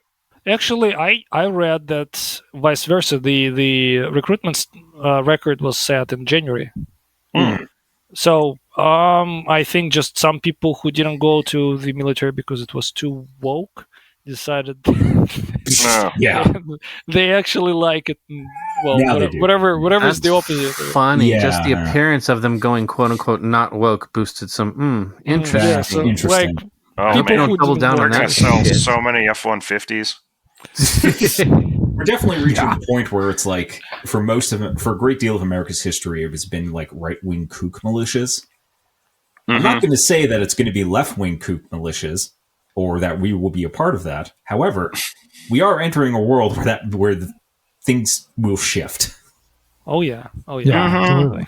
And by the way, so one thing to pay attention. I don't know if it will happen. It's already, part of the military, but probably not to the same degree as in Russia. There is this tribalization of the military. Basically, different service branches and sometimes different units develop this almost like tribe-like loyalty. Remember, we were talking about how some people some leaders of Chechnya were just essentially taking the people who would volunteer to serve in their units, taking them hostage to trade them for somebody else of their origin who got into trouble with military police, that kind of stuff. And another example is the VDV, the airborne assault units in Russia. They're like a tribe of its own. There is a infamous Day of the VDV, the Day of the Airborne Assault Units, that is celebrated in Russia every year. And this is the time when this dudes with beer bellies would just show up and get drunk, start absolute freaking bloodbath with everyone they meet. Like sometimes people would be like taking a swim in public fountains, and like police is afraid of them. It's sounds fun. Yeah, as an American, I would be amiss to not say that sounds kind of fun. But it's. Listen, look. There are some parallels. Never ever pissed on a CTA station wall while it was snowing as a cop watched you over your shoulder. What are you doing with your life? You haven't lived. Yeah. And then when he catches you and he's like, "Look, that's a felony, but why are you doing that?" But this is Chicago, so laws aren't real. Before I got on the train, sir, and it's so cold, and he's like, "All right, don't do it again," and I left. Well, in this example, there would be just a bunch of people from the 101st Airborne peeing on the police officer, and the police officer is like, "Well, glory to the VDV." Thank you for protecting us. Thank you for your service. So that's kind of how it goes. That's servicing me right now. Would you like my baton? Would you like my pistol? You know, it sounds like the Marines, but like I don't know what drugs do you guys have. Oh over yeah, there? sure. Like, I was say, sounds like Fleet Week. Yeah, it's like when everybody got the same tattoo in Starship Troopers. Well, it's like Fleet Week, but like way more like somehow less gay because let's be real. And no, it's like CPAC. It's like the CPAC thing. Yeah, less gay. Maybe more gay. Who the fuck knows? But it sounds like way more heinous than anything we have. There's a server farmer in Virginia that's just a crater right now. Because that mentality to me is incredible. Like that's brutal. I'm trying to think if there's like anybody in town that if they did that, like we get like you get like the Shriners. They show up with their go-karts and the fezzes and stuff, and it's not like they're really doing anything. Like who in the Rust Belt would we be like? Yeah, you guys could just go off. And I'm having a hard time like any state really, like any American region. I'm having a hard time trying to think of like a branch of our military or anything that could just do that, and they would thank you for it. Like I really can't. I think enough places give veterans discounts. I think that's enough. Maybe VFW. Depending on the VFW chapter. Yeah, most of these guys are fine. You know what I mean? Like they're cool. No, I think that's uniquely Russian to have. Yeah, well, I mean, I don't think it's uniquely Russian, but I hope it doesn't become also American. So that's kind of a sign to watch for Putinization, and not I'm so dumb. Yeah, we just saw it happen in Philadelphia after the Super Bowl. That's exactly. Okay, yeah. We're thinking of it wrong. No, we are. It's not the military. It's sports. It's sports. Yeah, you could totally do that. I was just going to say it's that's one piece of like the militarized nature of society that we don't quite have to worry about is roving gangs of soldiers in our streets and our cities. Yet.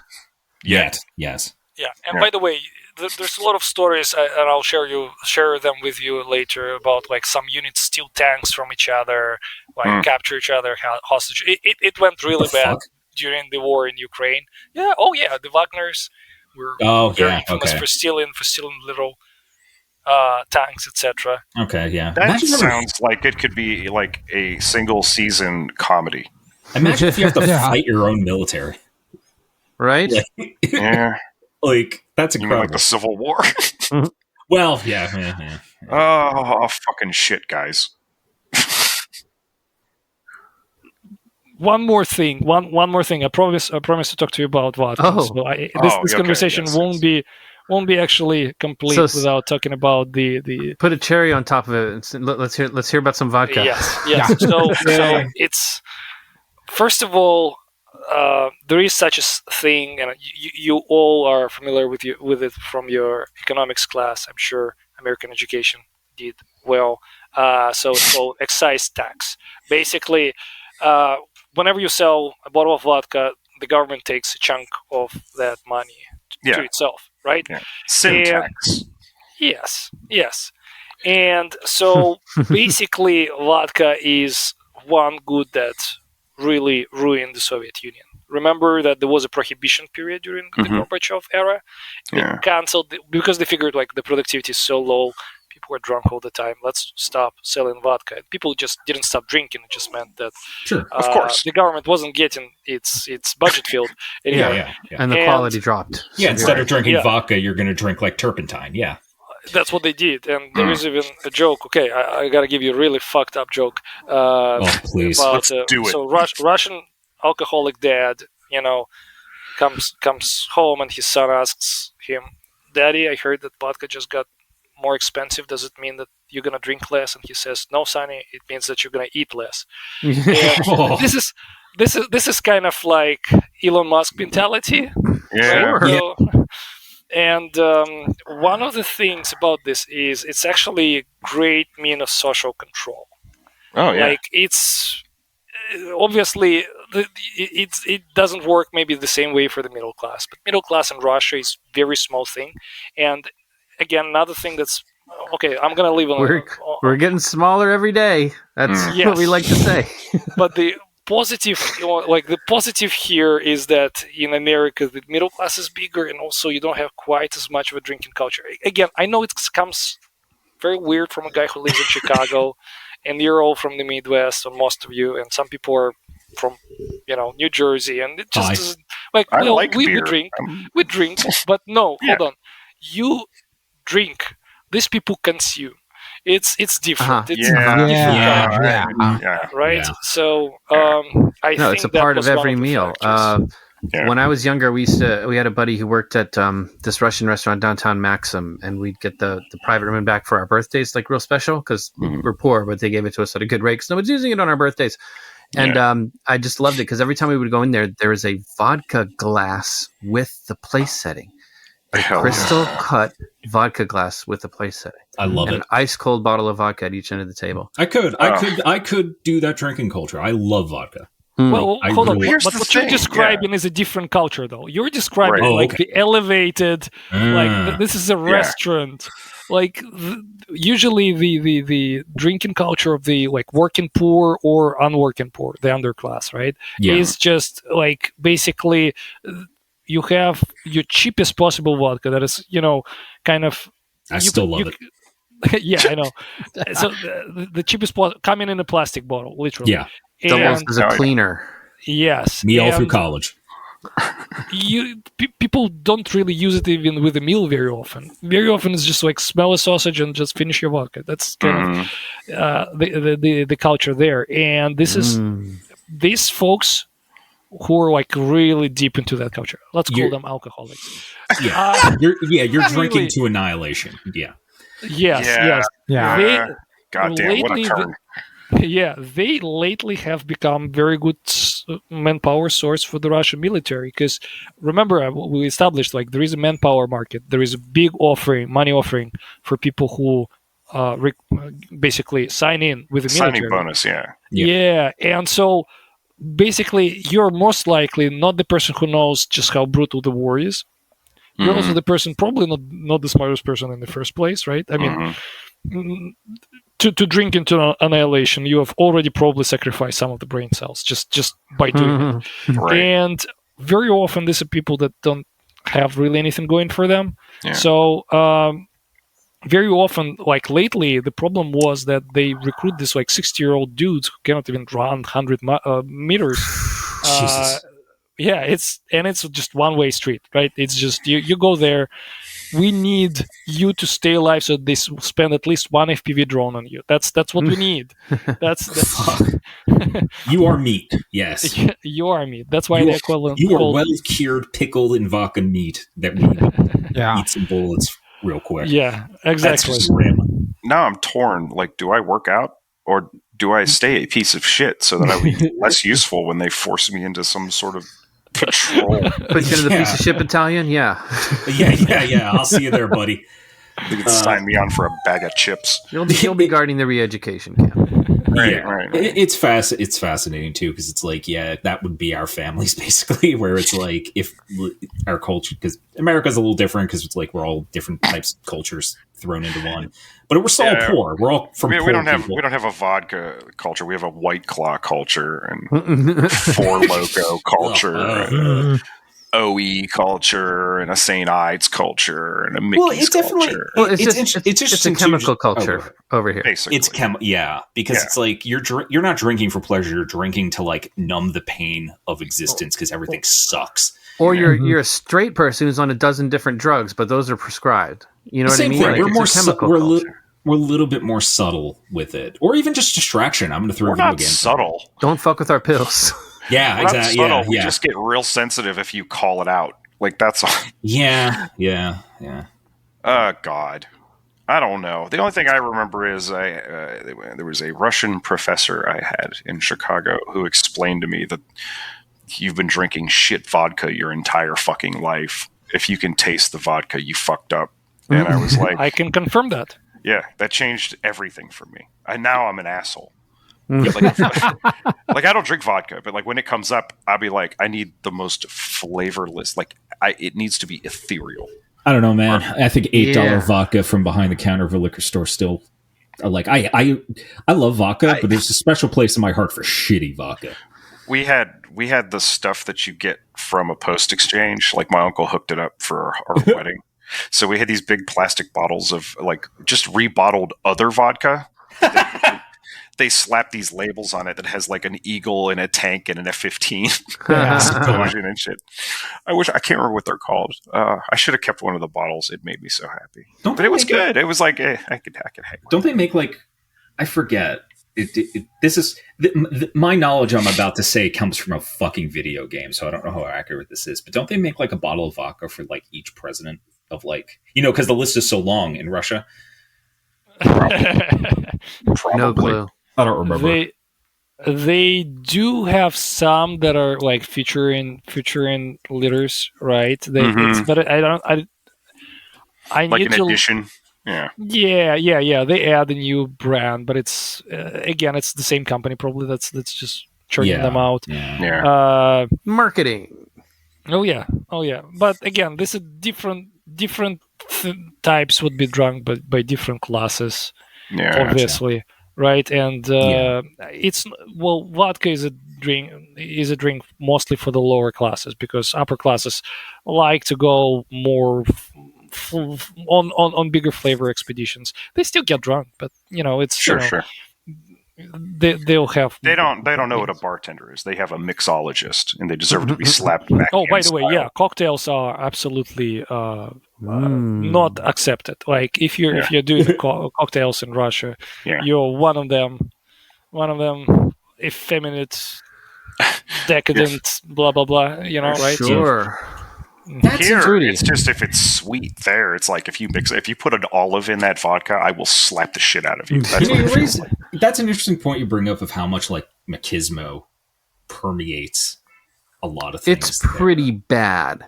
Like everything you described. I saw a Vice expose about this a couple years ago. It's a little horrific. It's like 1950s levels of machismo in the workplace, in the third spaces, like everywhere. It's pretty. Like they're not the only culture that has that, but like it's interesting how much it kind of permeates so many things. And women are obsessed with landing a man, and they like compete with each other to get like the better men. It's a pretty. Didn't it become legal at one point to beat your wife? They decriminalized domestic violence. There is an ancient Russian saying, I fucking hate it, but the saying goes, he beats you because he loves you. Yeah.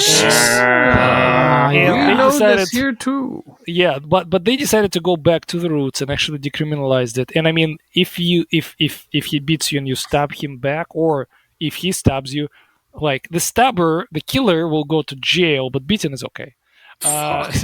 So damn. It's let's just say we're going to end on a more positive note because it could be worse. I mean, it won't be worse, but so far we don't have the tallest man of America sitting in the White House. We can call him imperfect. We're still free to call him not always friendly with the truth. Controversial, right? He's a liar. He's a piece of shit. He's an orange bastard. He's plastic. He's old. He's mortal. Someday he will die just like the rest of us, no matter what he may think. His children are weird. He wants to fuck his daughter. What else do I got? What's his code name? Krasnov or something? Krasnov, I saw that. Yeah, was Krasnov, that yes. Trump referred Musk, though. It referred to Trump from the 1980s. I mean, I don't think anybody cared about recruiting Musk for anything except some, games in the backyard. He's just a chaos agent. He's just an idiot. He can't be. So how true do you think that is of like Trump being recruited by the KGB? I mean, it's hard. Obviously, it's going to be speculation. I know. But it's a little bit obvious, right? I don't have any proof, but I mean, nobody does. But that's plausible as fuck. It feels more correct than most things. Yes. Yes, it does. And the profile does look legitimate. So it does. The profile looks like somebody who actually lived life and knows what they're talking about. Other things going around. Beyond just this one thing. So it's a real profile. Yeah, it's like the opposite of Bubba Hotep. Yeah, how? He wasn't replaced, and he was left to just die in front of us. You know what? Yeah, you're correct. Himself with goons, and there's a guy who thinks part of his brain was replaced with a worm instead of the bag of sand, who is a Kennedy. I didn't know where you were going to go with that, but good job. Thank you. I landed that shit. That's right. You did. Really proud. I'm actually proud of myself. Actually, I did not think that was going to happen. I'm glad. At all. Anyway, so fucking vodka, I guess, is the happy note, right? Go get some vodka. Go. Don't drink yourself to annihilation, but have a shot. You know, have a shot, and I would say try it with a pickle. Yeah. That's how they did it. Something salty that goes with it. And hold your breath until it goes all the way to your stomach. Yeah. Let it burn. Don't breathe. You can the mix moment it you with breathe, you let the demons in, and that is when you fail. Especially if you're doing triple shot. Someday I will teach you how to do triple shots. That explains what I've been doing wrong this whole time. I haven't been doing triple shots of vodka. I can still remember grade school. There. What am I doing? So this is a Low Life podcast, but we also have another website, and that is Neon Dystopia, where we publish Dystopia, the finest cyberpunk fiction and all sorts of things. Thank you, everyone who submits. Thank you. Well, good for a couple months. I'm a little slow on reading submissions right now because we're dealing with a lot of stuff right now on exponential, but also personal level. Yeah. So I'm a little slow, but so please bear with me if I if I don't take your stuff, I'm not going to respond at all. But if we are still accepting submissions, and again, we're still really good. Thank you all for everyone still taking a chance on us. Really appreciate it. Yeah. And thanks to our patrons for keeping that going. Yes, thank you. None of this would happen without you. We also have a fucking YouTube channel for some reason, and it's great. I'm enjoying it. I don't know why 300, almost 400 people have watched the Wild Bunch episode, but nothing else. Yeah, I can't believe I'm about to fucking say this. Like and subscribe. And what else? That's it, right? Or didn't we have something? See, I got a dog barking. He's crying over here. He needs to go out. I could let him sing for you. Okay, sing for the people. Yeah. What do you got going on there? Oh, look, they're both up now. Okay, so that's it. The dogs declared this episode over. Shush, buddy. There we go. All right. I'm being eaten alive. Hey, it's the Low Life podcast. Do you know anything about hackers? You jam with pumps of cowboys and service. Ever read Neuromancer? Experience a new way. Next way. Dream way. Or cyberpunk. I didn't think so. It may be. It's a world where you're truly safe.